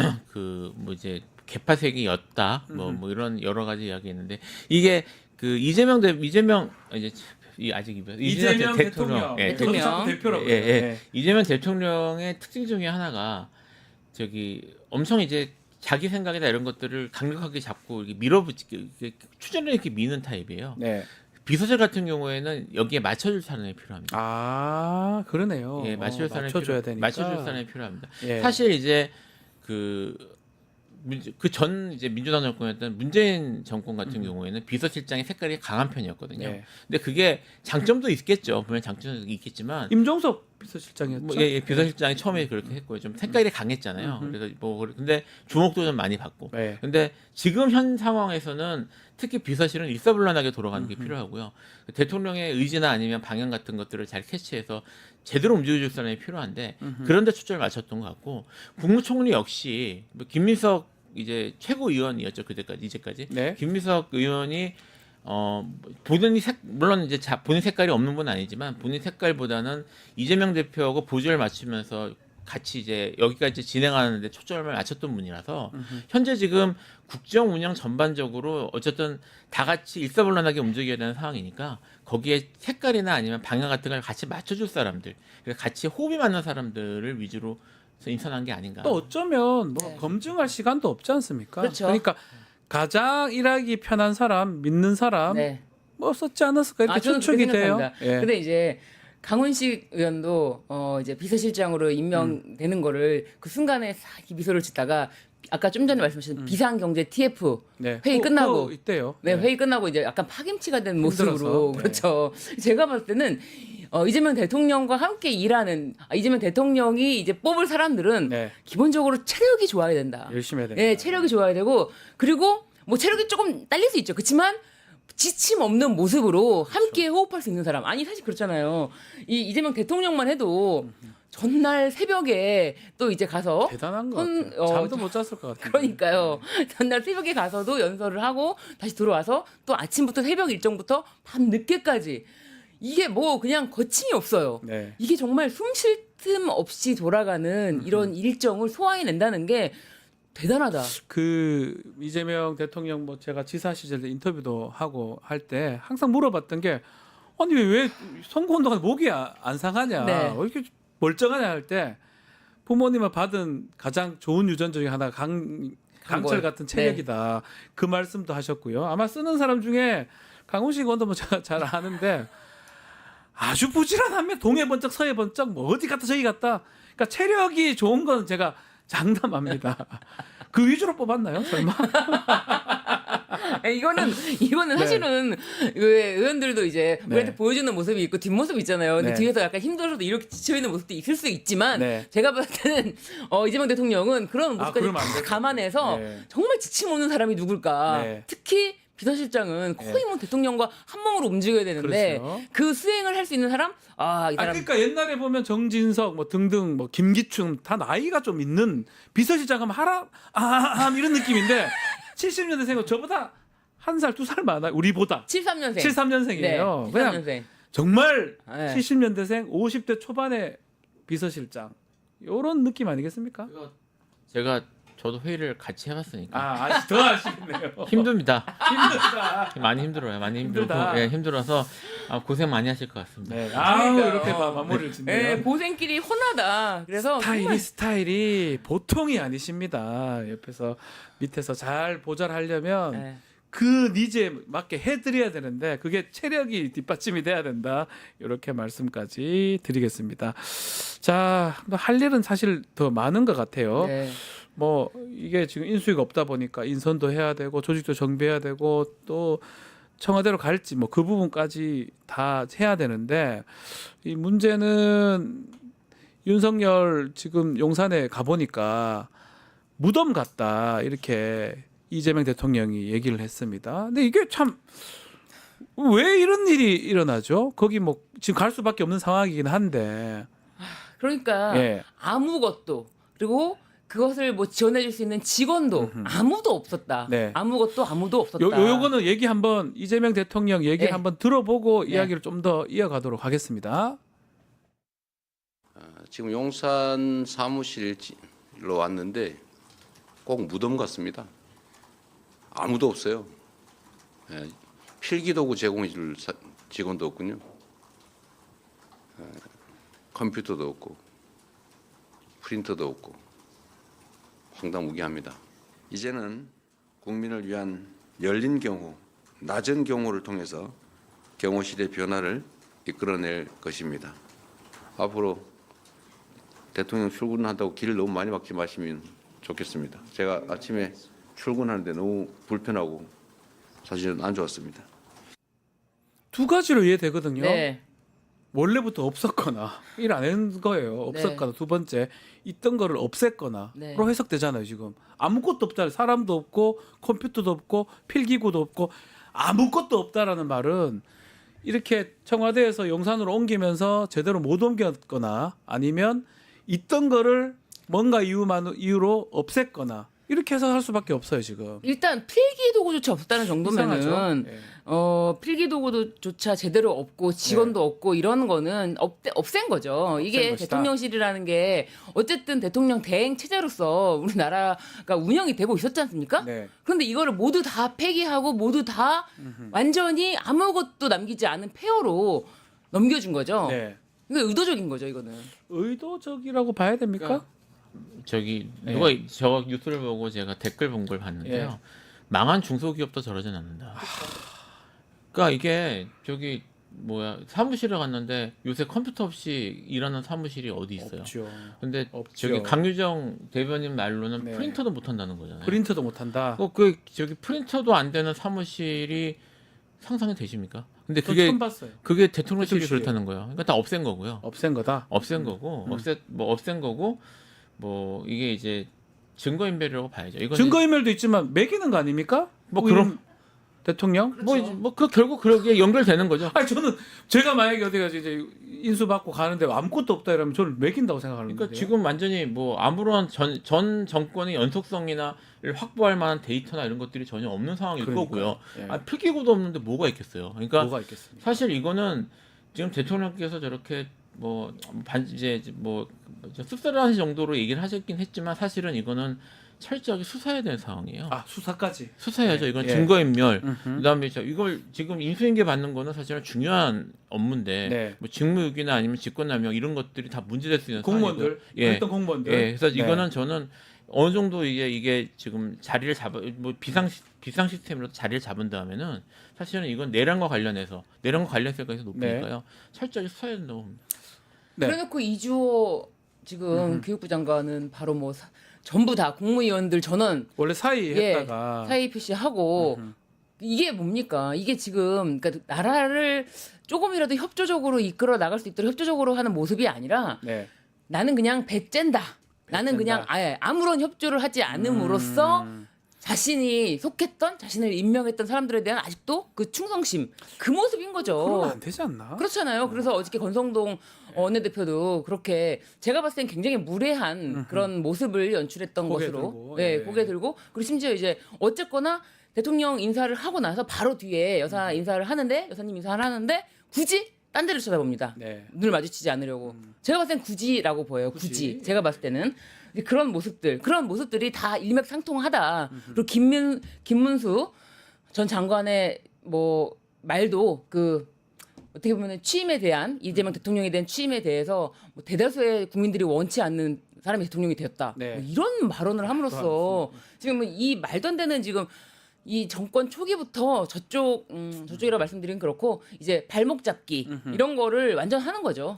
경호 부분은 어떻게 봅니까? 지금 경호처가 아닌 근접 경호를 경찰에게 좀 시키고 어제 취임식 장면에서도 약간의 어떤 해프닝도 있었어요. 몸싸움하는 모습. 이 뉴스 나오기 전에 네. 저도 저렇게 한다고 생각했어요. 지금 경호실을 어떻게 믿습니까? 그리고 그러니까 이제 두 가지 측면이 있습니다. 첫째는 말씀드린 것처럼 다 아시는 경호실이 이제까지 보였던 모습들은 사실 내란의 주요 임무 종사자라고 봐도 과언이 아닐 정도였고요. 이게 다들 이제 그 처음에 이제 체포영장 집행하려고 했을 때 그 저기 총격전 벌어지는 게 아닌가까지 걱정을 했었잖아요. 그런 모습까지 벌였으면은 지금 당연히 못 믿죠. 당연히 못 믿고 여기에 대한 책임을 물어야 되는 상황에서 맡기기 어려운 것도 있고요. 이게 경호처 문제가 물론 권력기관 개혁에 있어서는 이제 외부적으로 주목을 덜 받았는데 사실은 경호처도 매우 중요한 개혁 대상이었습니다. 처음 얘기할 때부터 경찰과 관련을 해서 현재 지금 그 경호처 체계를 만든 사람이 차지철이에요. 그 차지철. 그 차지철이 박정희 때 차지철. 예, 그 차지철이 만들어놓은 시스템이 그냥 뭐 별다른 그 수선 없이 계속 왔는데 이게 이제 예를 들면 경호실이 군을 지휘할 수 있냐 뭐 이런 문제들이 있거든요. 근데 그게 법적인 근거가 없어요. 그러니까 차주철이 그냥 그때 당시에 박정희 밑에 있으니까 다 자기 마음대로 했으니까 그런 식으로 묶어놓고 연결해 놓은 것들이 법적인 근거나 아니면 뭐 그런 확실한 그런 것 지휘 체계 정리 같은 것도 없는 상태로 그렇게 어영부영 왔던 건데 이번에 이제 그런 내란 과정에서 벌어졌던 혼선이나 경호처들이 그렇게 마음대로 할 수 있었던 것들이 관련 규정들이 미비했기 때문에 말 그대로 배를 짤 수 있었던 거거든요. 그러니까 거기에 대해서 근본적인 개혁도 필요하고요. 지금 그 개혁 방향으로 사실 많이 논의됐던 게 경호를 서울중앙지방 경찰청 쪽으로 이제 이관시켜서 그쪽과 연관시켜서 하는 쪽으로 논의가 많이 됐거든요. 그러니까 그거와 관계돼서 사실 같이 진행해야 될 상황이라서 그래서 지금 이렇게 지금 경호처가 옛날처럼 다시 또 측근 경호하고 하는 것을 일단 막은 것으로 보입니다. 예, 그러니까요. 이게 선의를 갖고 무조건 선의를 갖고 대한다는 게 쉽지가 않아요. 그 경호처 지금 말씀하신 것처럼 내란 주요 임무 종사자 그리고 그 이후로 연속적으로 여러 가지 행위들에 비춰 봤을 때 대통령 경호실이니까 대통령만을 위한다 이렇게만 보기에는 쉽지가 않은 상황이기 때문에 이것은 지금 잘하고 있다라는 생각이 들고 그리고 이제 뭐 정리가 되겠죠, 차차. 정리가 돼서 이런 부분에 대해서 확실하게 좀 뭐 서열 정리가 되지 않을까 싶습니다. 박관천 전 행정관이 경호차장으로 내정됐다는 얘기도 있더라고요. 그러니까요. 그것도 한번 지켜보기로 하고요. 자, 특검법 얘기 좀 해보겠습니다. 내란 특검법, 김건희 특검법, 최상병 특검법, 이른바 3대 특검법인데요. 오늘 본회의가 열리면 처리가 될 것 같다고 합니다. 또 한편으로는 좀 너무 빠른 거 아니냐 이런 법들 통과시키는 거 조금 자제해달라 이런 얘기도 있는데 이건 어떻게 보십니까? 우리 김 변호사님 말씀 먼저. 이걸 자제할 게 뭐가 있습니까? 그러니까 이거 특검법 벌써 뭐 오래된 여기 지금 뭐 최상병 특검법 같은 경우는 진짜 엄청 오래된 법이에요. 공소시효를 걱정할 정도로 오래된 법이고요. 지금 다른 법들도 이제까지 계속 거부권으로 사실 진행이 안 됐던 것이고 내란 특검법 같은 경우는 정말 당장 해야 되는 것들이고요. 해야 되는 거죠. 그러니까 지금 빨리 해야 되는 법들을 빨리 처리를 해야 됩니다. 오래 끌 사건들이 아니고요. 그래서 지금 이제 사실 민주당 내에서 이게 다 그 정권이 만약에 바뀌는 경우에 이제 대통령이 새로 바뀌어서 취임할 경우에 어떤 법들을 어떻게 처리할지에 대한 타임라인 같은 것들을 세심하게 이렇게 준비하고 토의했던 걸로 알고 있어요.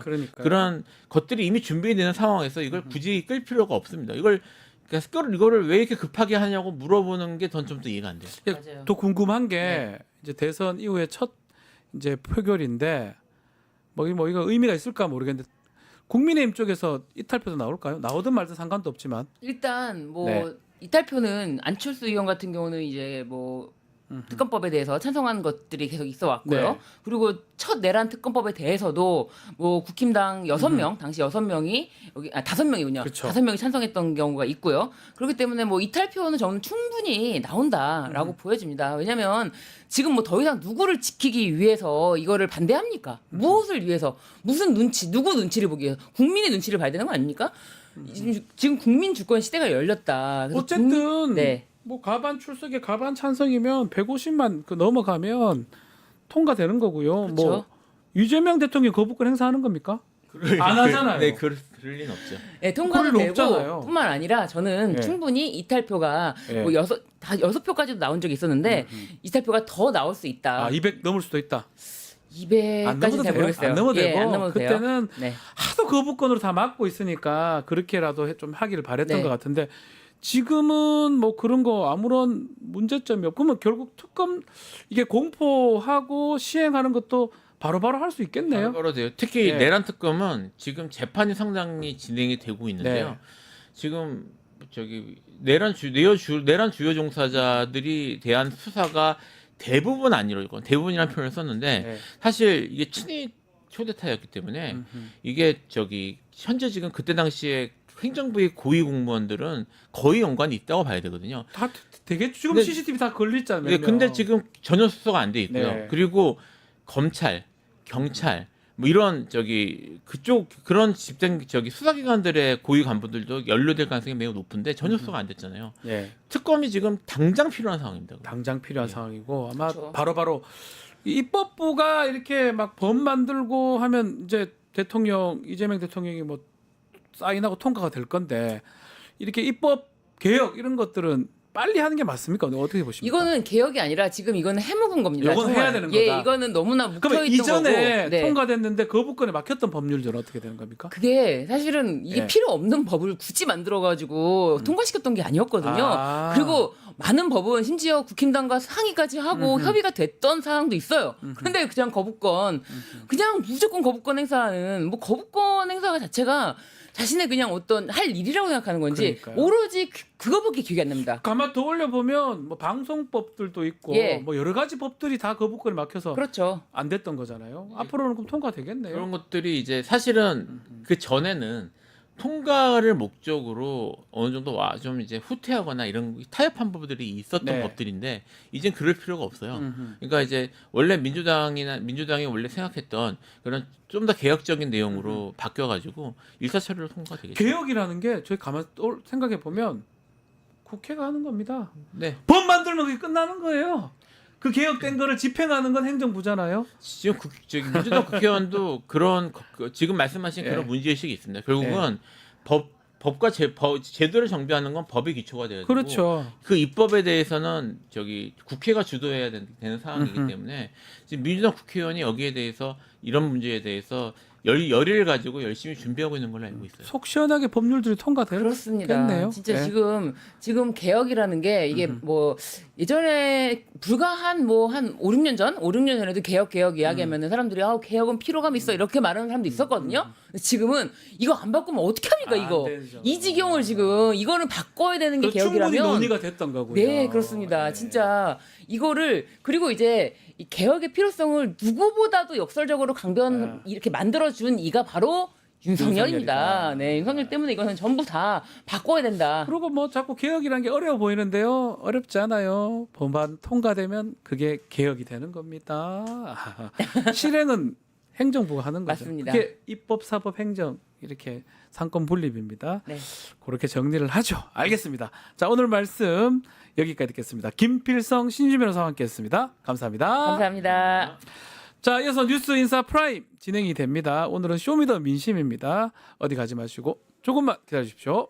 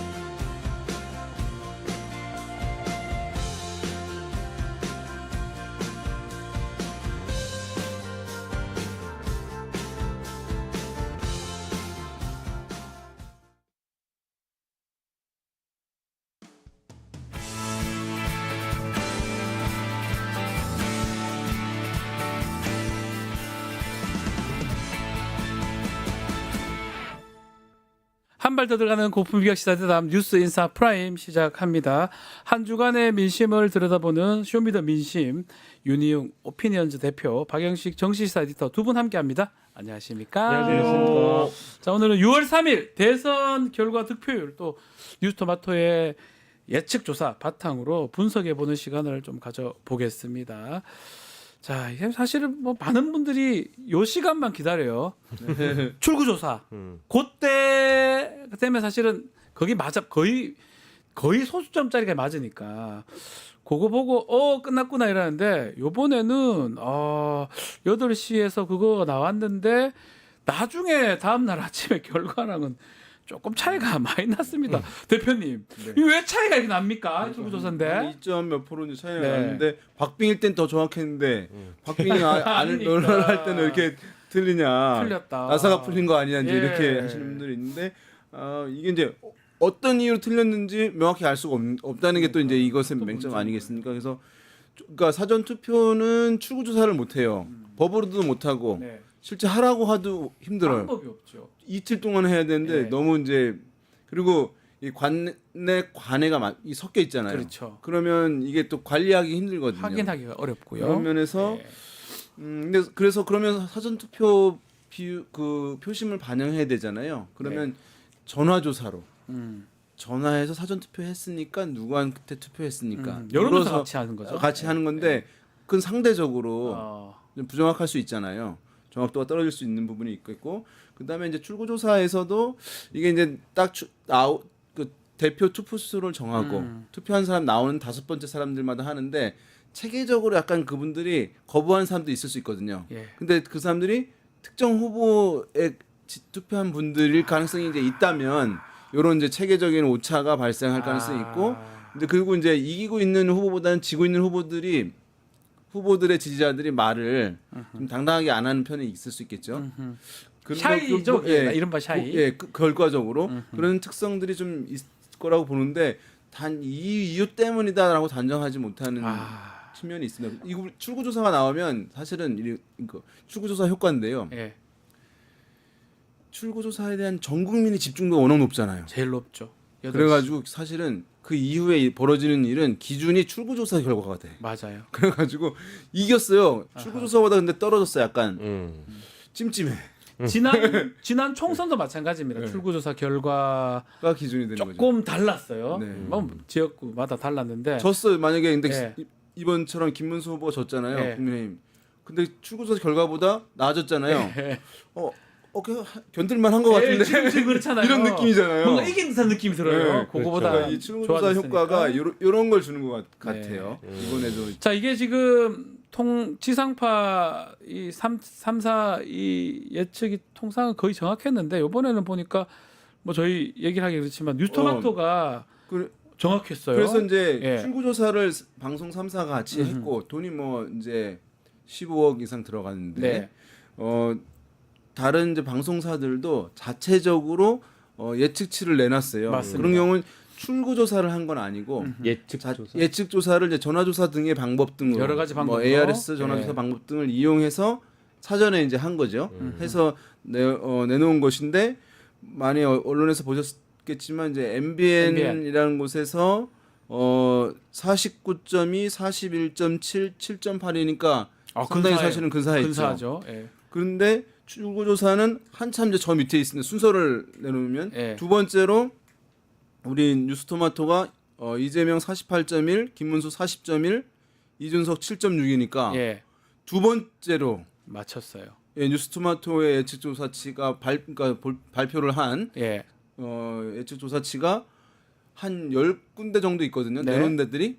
그래서 두 번째로 이제 정확했다는 해서 상당히 사실은 출구조사보다 더 정확한 한 예측 거죠. 조사였다. 비용 대비로 한다면 네. 뭐 상당한 거죠. 방금 예. 이유가 있을까요? 이 뉴스토마토 예측조사가 투표 불참자의 경우에는 조사 중단을 해서 철저하게 사전투표 실시 및 본투표 참여자로 조사를 국한을 했기 때문에 실제 결과에 근접할 수 있었다라는 얘기를 제가 아주 중요한 인사로부터 들었습니다. 네. 그러니까 이런 거네요. 전화 여론조사를 하는데 혹시나 투표 안 했다고 하거나 이렇게 정확하게 물어보고 그런 사람한테는 더 이상 이 사람은 조사를 하지 않고 그게 맞죠. 내가 예. 투표할 거예요. 네, 할 거예요. 근데 예. 실제 안 할 수 있거든요. 예, 그러니까 그 당일 날까지 이제 이 조사를 전화 조사, 뭐 ARS 조사 방법 등을 통해 가지고 투표한 사람들의 이제 표심 가지고 결과를 냈고 그걸 이제 분석을 해서 예측을 했다는 것이니까 예. 그래서 이제 뭐 비용력으로 이제 본다면 비용 정말 중요하거든요. 조사에서는 제일 뭐 우리가 이렇게 조사의 3 요소, 3 원칙을 얘기하는데 예. 제일 중요한 건 정확성. 예. 그다음에 신속성. 예. 신속성 왜 중요하냐면은 예. 북한에서 만약에 3일 조사하는데 중간에 미사일을 쐈어요. 예. 그럼 첫째 날과 마지막 날 여론은 완전 달라져요. 다른 세상 여론이거든요. 완전 그러니까 달라져요. 신속성도 중요하고 세 번째로 경제성. 돈이 예. 얼만큼? 정확하게 하려면은 돈을 수십억을 들어가지고 전 국민을 다 물어보면 되는 거죠. 그렇죠. 그러니까 근데 이제 표본 샘플링을 하는 것이니까 네. 예. 얼마나 이제 적게 들어서 대표성 있는 표본을 추출해서 조사하느냐가 또 중요한 것인데 그런 경제성 차원에서도 봐서 상당히 사실은 이제 성과가 높았던 것으로 평가할 수 있을 것 같습니다. 사전 투표를 좀 보면 역대 대통령 선거 중에 두 번째로 지금 높았던 상황인데 지역별로 보면 TK는 사전 투표 매우 낮고요. 본 투표가 또 높았지 않습니까? 네. 대구 지역도 그렇고. 부정 선거를 아직까지 생각하고 있다. 이렇게 봐야 됩니까? 뭐 그런 측면도 없지 않겠지만 사실 대표적으로 뭐 대부분의 전문가들을 꼽는 이유가 네. 사전 투표율이 낮고 본 투표가 높은. 그러니까 사전 투표에서는 이제 서고 동저 현상을 보이는 게 뭐 이번 선거만의 일은 아닌 것 네. 같고요. 본 투표에서 대구 경북이나 전반적으로 영남 지역의 투표율이 높아지는 것은 이제 하나의 이제 현상으로 남아 있게 된 것 같습니다. 네. 근데 이제 그 이유를 들여다 보면 결국 TK 유권자의 경우에는 정당과의 일체감이라고 해야 될까요? 정치적인 일체감이라고 해야 될까요? 뭐 국민의힘에서 후보가 누가 나오든지 간에 어쨌든 견제 심리가 분명히 작용한 것이다. 이재명 후보가 대통령이 되면 행정권을 또 갖게 되고 나중에 사법부까지 장악하려 들 것이다라는 어떤 보수의 일각의 논리에 완전히 이제 젖어들었다고 봐야 되겠죠. 그래서 네. 이건 이제 우리에게 위기다. 위기이기 때문에 결집할 수밖에 없었던 그런 선거라고 봐서요. 본 투표에 굉장히 높은 뭐 최고 투표율을 기록했다라고 보고 다만 아까 말씀하신 이 부정 선거 의혹에 대한 부분은 여전히 살아 있는 것 같긴 합니다. 특히 이제 있다 김문수 후보도 패배 승복을 하고 나서 그 이후의 장면을 보면 국민의힘 당원들 중에는 정말 막 소리 지르고 윽박 지르면서 당신이 뭔데 이 패배를 인정을 하느냐 이 선거는 부정선거다라고 얘기를 하는 당원들도 꽤 있고 있죠. 실제로 온라인 여론들을 중심으로 해서 보면 여전히 부정선거를 믿고 계신 분들이 있어요. 이제 그런 거에 대한 영향 SNS로부터의 영향이 분명히 있었기 때문에 사전투표는 부정선거의 영향이 크다 이런 인식을 분명히 갖고 계신 것 같긴 합니다. 근데 다만 저는 그런 분들한테 꼭 여쭤보고 싶은 게 그렇게 따지면 본 투표를 저기 하신 분도 있잖아요. 그러니까 투표장에 나오신 분이 있잖아요. 윤석열 부부가 나왔기 그러니까요. 때문에 예. 이런 거를 보면 사전 투표든 본 투표든 너무 이 부정 선거에 여전히 이제 좀 젖어 계시는 분들은 좀 빨리 나오셨으면 좋겠습니다. 우리 윤영 대표님이 항상 그 말씀을 하셨어요. 총선은 뭐 평가라면 대선은 또 미래의 어떤 그런 기대침, 미래 지향점 또 있다라고 말씀하셨는데 이번 대선은 어떤 성격을 규정하면 됩니까? 이번 대선의 특징 하나 네. 꼽으라라고 한다면은 방금 우리 진행자께서 말씀하신 부분이에요. 대선인데 총선처럼 그렇죠. 대통령 임기 중간쯤에 실시되는 총선처럼 강력한 정권 심판 선거였다는 점이 이번 선거의 이제 키워드인 거예요. 네. 그러니까 요즘 이제 대선들도 트렌드가 심판 성격이 가미되는 것들이 높아지기는 합니다만 그래도 이제 앞으로 누가 더 잘할지 뭐 적임자가 누구지라고 생각하는 것이 이제 위주인 것인데 네. 이번에는 이제 정반대로 냉정한 평가. 이제 이렇게 되면 어떻게 발생하냐면 메커니즘이 그러니까 어느 정당 지지하는 분들이 있잖아요. 네. 그럼 그 정당의 후보를 지지하겠죠. 어느 정당도 지지하지 않는 분들 많아요. 그럼 이분들은 선거 때 누군가 지지해야 되잖아요. 지지해야 되죠. 근데 지지 정당이 평소에 없어요. 근데 심판 선거래요. 그러면 윤석열 대통령 또 그 정당 세력을 심판한다고 하면 회초리가 이제 야당이라는 회초리밖에 없는 거예요. 그러니까요. 그럼 야당은 프리미엄을 얻게 되는 거예요. 평소에 어떤 지지율을 훨씬 뛰어넘는 그러니까 50 넘나드는 지지율이 나온 이유가 있는 것이거든요. 그것을 이해하면 이제 굉장히 명쾌하게 해석이 되고 또 하나 두 번째 한다면 사실 우리가 많이 얘기를 하는데 변화가 없었던 선거예요. 네. 처음부터 변화가 그냥 없었죠? 소재일관 일강 일중 일약으로 쭉 가는 것이고 여론에는 날씨 변화도 있고 기후 변화도 있거든요. 네. 기후 변화가 없던 선거죠. 기후 변화. 날씨 변화는 소소하게 조금 있어도 있었지만 큰 흐름이 예. 변화되지 않았다. 그건 유권자들이 이번 선거를 예. 바라보는 시각이 처음부터 세팅이 완료가 됐던 것이거든요. 그래서 그것이 쭉 마지막까지 이어졌다 이렇게 보시면 될 것 같습니다. 자, 그럼에도 이재명 당초 후보가 TK 지역 한 30% 목표를 아마 삼았던 것 같아요. 그러나 결과론적으로는 대구하고 경북이 뭐 23, 25 정도, 또 부울경 지역도 막 40%대 의미 있는 득표율을 기록한 거로 봐야 되는데 요건 어떻게 안동에서는 30 넘었습니다. 네, 안동만. 안동만 넘었죠. 유일하게 안동만 넘었더라고요. 고향이죠. 이재명 대통령 고향 안동. 방영식 에디터부터 이런 네. 득표율은 어떻게 해석하면 좋습니까? 그러니까 저도 맨 처음에 이제 이 득표율을 보고 나서 눈에 띄었던 것은 뭐 저도 사실은 이번 선거는 내란의 극복, 야만의 시대를 이제 뛰어넘어서 미래로 가는 선거라고 봤기 때문에 그런 일이 있었는데도 불구하고 김문수 후보가 어떻게 영남 지역에서 40%를 넘을 수 있겠느냐. 네. 그럼 전반적으로 전체 득표를 봤을 때도 40을 넘을 수 있겠느냐 넘어갔죠. 이제 이렇게 생각했지만 넘어가기도 했고 영남 지역의 득표율을 보면 특히 김문수 높아요? 후보의 득표를 보면 높습니다. 높아요. 굉장히 높습니다. 그래서 그런 걸 봤을 때 아까 이제 말씀해 주신 대로 큰 변화가 없었던 선거이면 맞는 것 같고요. 다만 이제 영남 지역으로 좁혀보고 또 TK 쪽으로 또 좁혀서 봤을 때 네.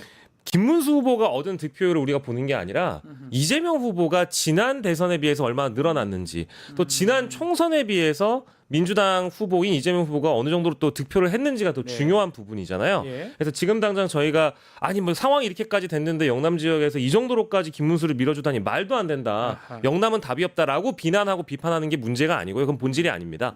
영남 지역에도 굉장히 많은 분들이 뭔가 지금 상황에 대한 시대 정신을 이해하시고 투표를 하신 분들이 많이 있어서 상당 부분 전 늘어났다라고 좀 보거든요. 부산 같은 경우가 40.14인데 40대를 처음 찍어온 것 같은데. 이게 민주당 후보로서 찍은 것 중에 최고치인 네. 걸로 제가 알고 있어요. 네. 이 정도면은 저는 이제 부산, 울산, 경남에서도 민주당을 지지하는 민심이라든지 혹은 좀 더 이제 선거를 합리적으로 보려고 하는 유권자층이 늘어나고 있다라고 저도 봐야 될 것 같고요. 뭐 물론 대구, 경북도 마찬가지입니다. 그런 의미에서 어쨌든 소폭 상승한 거는 뭐 사실이라고 보기 때문에 물론 안동만 빼고 나머지들은 네. 약간 20% 선에 머물러 있긴 합니다만은 그렇다고 하더라도 저는 의미 있는 득표율을 기록했다라고 봐야 된다. 평가를 해야 된다라고 봅니다. 평가를 지역주의와 뭐 이런 이제 지역 갈등의 부분인데 거기서 변화가 있게 되면 그것이 아주 확연한 변화가 아니다 하더라도 의미 부여를 하고 그것에 가중치를 둬서 설명하는 게 저는 맞다고 생각합니다. 네. 해소해야 될 부분이니까 예. 우리 에디터께서 잘 말씀하셨듯이 이 변동폭. 그래서 지금 아까 이제 그래프 사진이 있었잖아요. 네. 저는 이제 파란색과 빨간색을 저렇게 구분하는 거는 상당히 문제가 있다고 생각합니다. 동서로 지금 왜냐하면 돼 있어요? 예. 농도를 하면은 아, 다르거든요. 색깔을 이건 좀 보면은 더. 확연하게 아주 높은 수준에서 동서가 이렇게 갈라져 있다고는 착각을 우리가 인식을 갖게 하잖아요. 근데 부산에서 40대 60 사실은 저렇게 표시하면 안 되는 거잖아요. 강원 같은 예. 경우는 거의 뭐 44대 47입니다. 그렇죠. 변화가 사실 크지 않은데 네. 이렇게 이제 해놓는 것은 이제 유감이라는 모든 시간이 없었겠지만 네. 이제 토마토에서 한 게 아니에요. 네, 저희가 한 게 아닙니다. 다른데 갖고 온 건데. 그리고 이제 그 TK에서도 보면은 김문수 후보가 원래 만약에 보수 후보들은 거의 80% 가까운 득표를 했거든요. 원래 같으면. 근데 이제 어쨌든 이준석 후보도 있고 해서 선택지들이 있으니까 김문수 후보의 TK에서 얻었던 득표율은 70이 안 돼요. 네. 60% 후반대니까 이런 부분 하면 어떤 선택지들이 더 추가적으로 제시가 되면 또 더 변화할 수 있는 것이구나라고 하는 시그널들을 주는 측면이 있는 것이거든요. 그런 의미에서 이제 아까 말씀하신 대로 이제 변화에 대해서 의미 부여를 할 수 있는 그런 상황이라고 보겠습니다. 이재명 후보가 이렇게 승리할 수 있는 배경에는 결국 지난번에 졌던 중원의 싸움 같아요. 네. 서울, 경기, 경기 빼 충청, 인천 뭐 등등 서울, 충청에서 졌다가 이번엔 이겼다고 봐야 되잖아요. 네, 맞습니다. 실제로 20대 대선을 보면은 윤석열 후보가 50.5였는데 충청에서 이재명 후보가 5%를 뒤진 것으로 보이고 그러니까요. 서울 수도권에서도 이재명 후보가 소폭 밀렸거든요.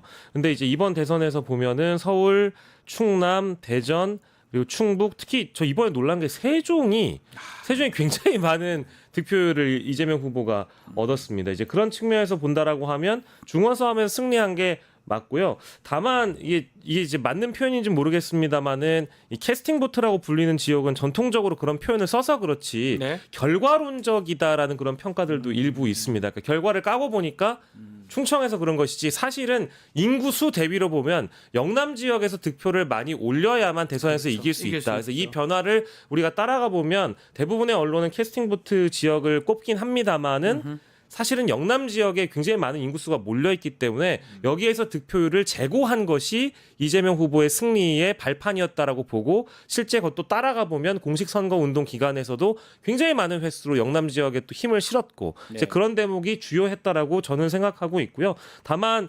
충남의 민심이나 대전의 민심 이 서울의 민심이 결국 이쪽도 인구수가 적지 않은 건 사실인데 여기에서 승기를 잡았기 때문에 이번 승리의 또 하나의 원인이 되지 않았겠는가 이렇게 봅니다. 서울 같은 경우에 이제 지난번 대선이 윤석열, 이재명 두 후보가 맞붙었을 때 네. 그때는 이제 이재명 후보가 11개 지역에서만 승리를 했어요. 맞습니다. 서울이 25개의 자치구거든요.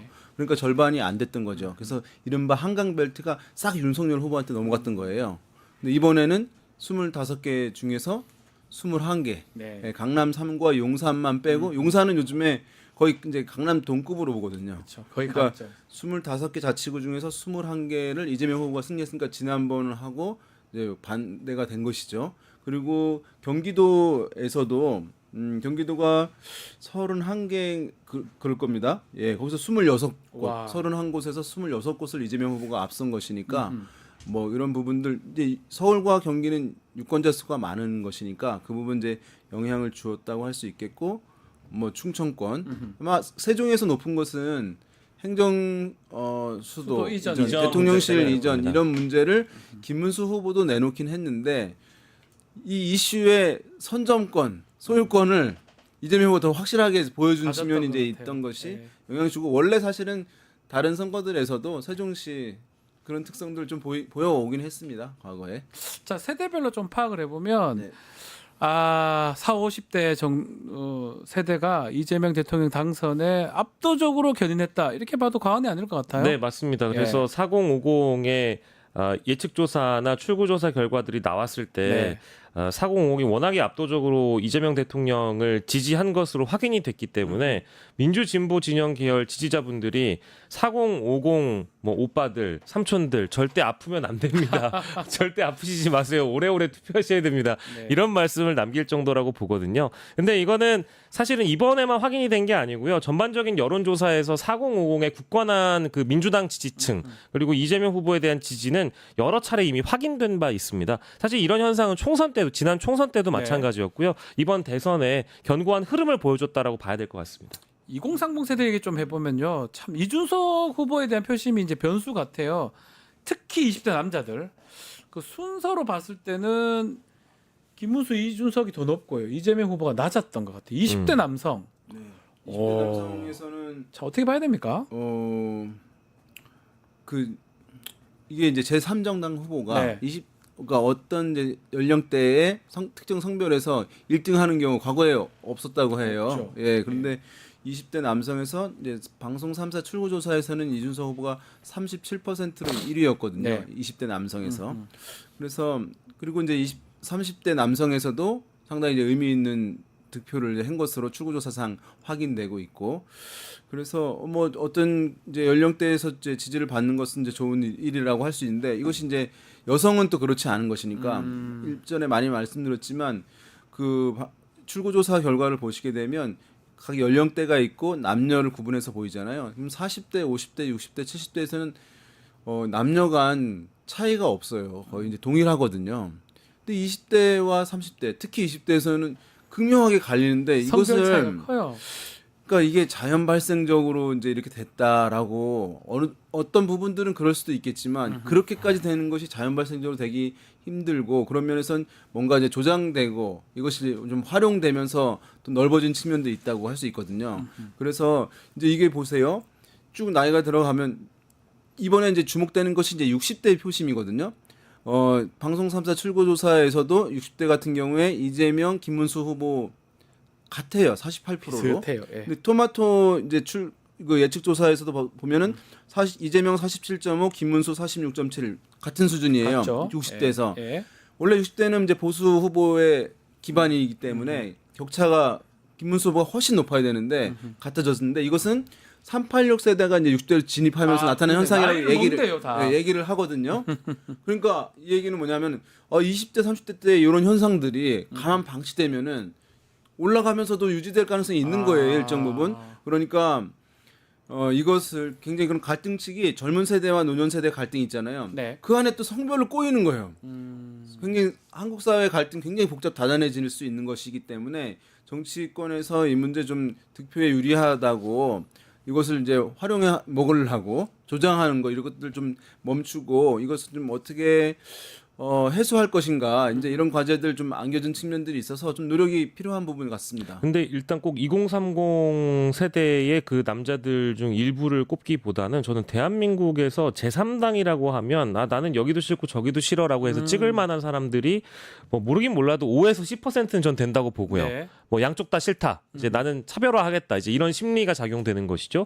그리고 그 중에서도 20대 남자의 한 30-40%가 이준석을 좋아하는 걸로 이제 어쨌든 출구조사 결과 보여집니다. 네. 투표한 것으로 보이고요.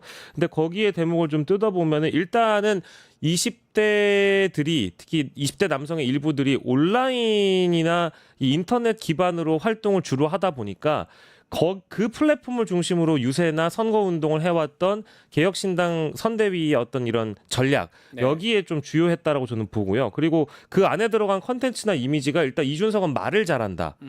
그리고 이준석은 우리가 싫어하는 꼰대들을 잘 패준다. 이제 이런 인식이나 통쾌함 이런 거를 갖고 있는 것 같아요. 실제 제가 물어보기도 했거든요. 이준석을 왜 좋아하는지. 근데 그분들은 이준석 너무 똑똑하고 말도 잘하잖아요.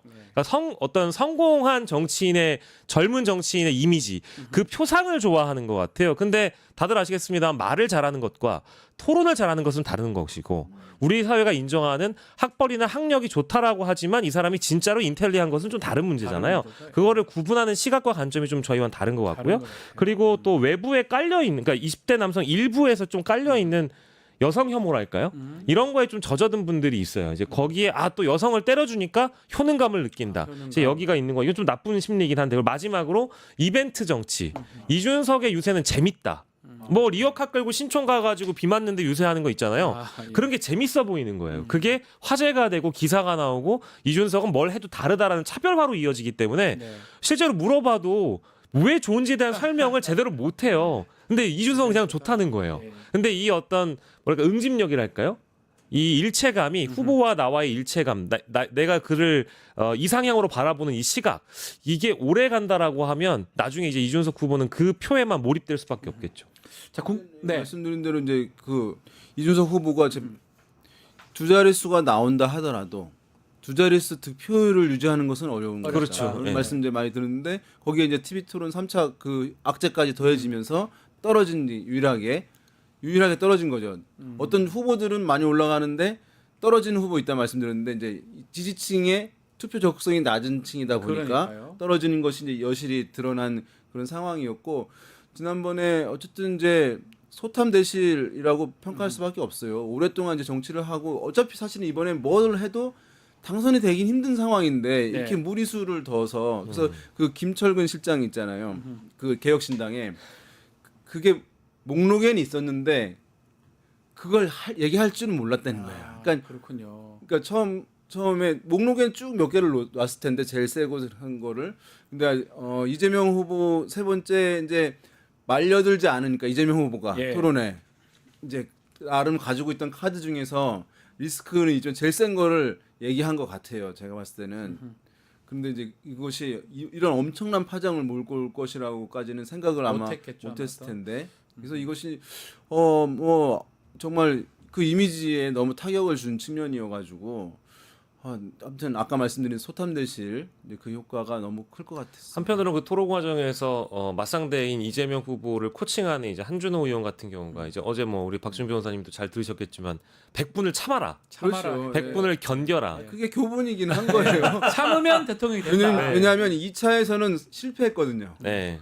그 이제 막 대응을 하다 하고 보니까 싶은 말을 막 쏟아내다 보니까 그래서 그런 부분이었는데 이게 어떻게 해소할 수 있을지. 차이점 같아요. 참아라, 참지 못하느냐. 그러니까 이게 저는 보면 정치인들이 꼭 TV 토론뿐만 아니고 대통령 후보 TV 토론뿐만 아니라 모든 자리에서 자기가 하고 싶은 말, 자기가 좀 두각을 드러내고 싶고 부각되고 싶은 그런 어떤 언변 좋은 정치인들이 당연히 많잖아요. 정치인들 다 그렇죠. 다 대부분. 말로 하는 거니까. 말로 하는 거니까. 근데 중요한 건 하고 싶은 말을 해서 정치인이 잘 되는 것보다 하고 싶은 말을 하지 않고 참는 것이 정치인에겐 또 미덕일 수 있고 중요할 수 있거든요. 중요한 말씀이에요. 정치의 이제 본질에 대한 이해거든요. 그 어떤 분들이 이렇게 얘기하잖아요. 정치는 스포츠와 전쟁과 같다고 얘기하잖아요.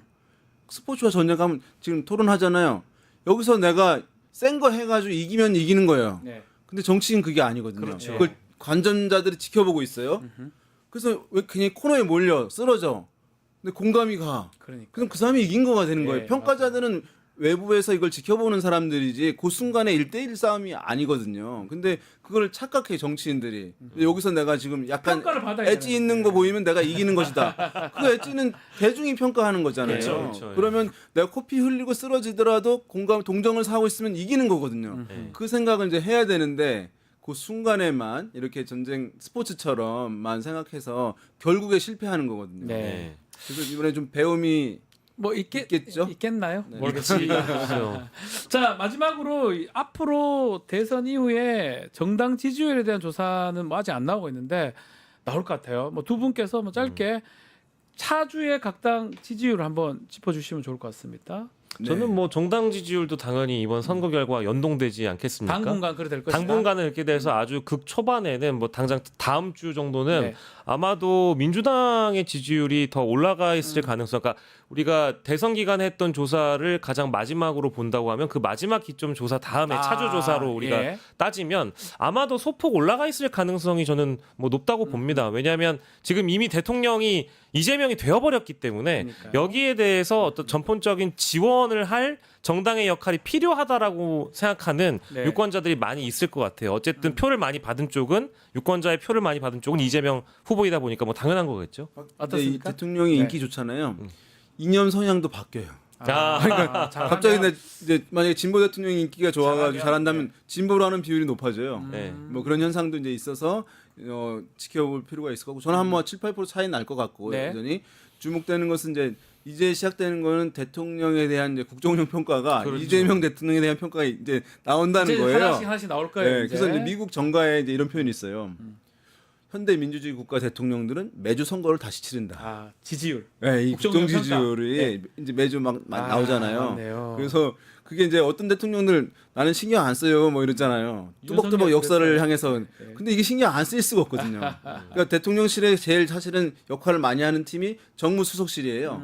그런 데서는 매일 이걸 기본으로 해서 사실은 모든 이제 의견들이 있는데 할지 말지는 거기서 판단하는 거예요. 이거에서 영향을 나쁘게 줄지 좋게 줄지를 판단해가지고. 그러니까 사실은 영향을 이제 안 받을 수가 없는 것이기 때문에 이걸 이제 사실은 높아야지만 국민적 지지가 높고 개혁적인 정책들을 추진할 수 있는 동력이 확보되는 것이거든요. 네. 그래서 이거는 관리를 매우 이제 높은 수준에서 해나가는 것이 처음부터 이제 필요한 부분입니다. 네, 다음부터 지켜보기로 하죠. 1750만 네. 표를 받으신 대통령이기 때문에 87년 이후에 가장 많은 득표 수잖아요. 그러니까 이런 전폭적인 지지를 받았기 때문에 당연히 잘해야 되는 것이고 과거 대통령과 비교했을 때도 훨씬 더 우위에 있는 것이 맞죠. 근데 다만 이제 지지율의 흐름이나 어떤 이런 국민들의 정서를 제가 감히 예측을 해본다면 문재인 전 대통령 때 초반에 굉장히 잘하셨고 국정 운영에 대한 평가가 좋았기 때문에 민주당의 지지율도 같이 동반돼가지고 견고하게 올라갔어요. 민주당도 그랬거든요.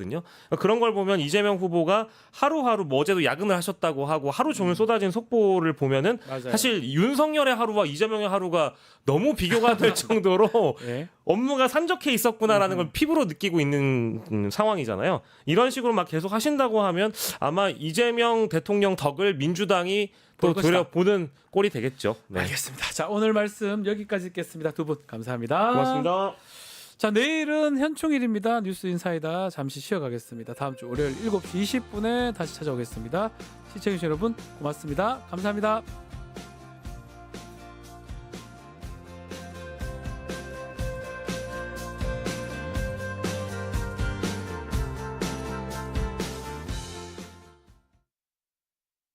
뉴스토마토 K평화연구원이 12.3 내란을 막아낸 시민영웅 1000명 찾기 프로젝트를 진행합니다.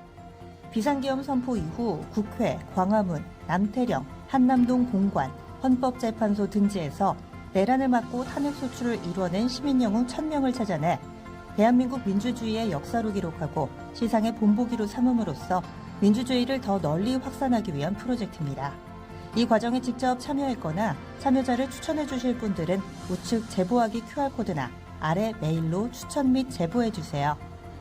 민주시민 여러분의 많은 참여 바랍니다. 뉴스토마토 K평화연구원과 함께 해주실 분들의 추천 제보 및 후원을 기다립니다.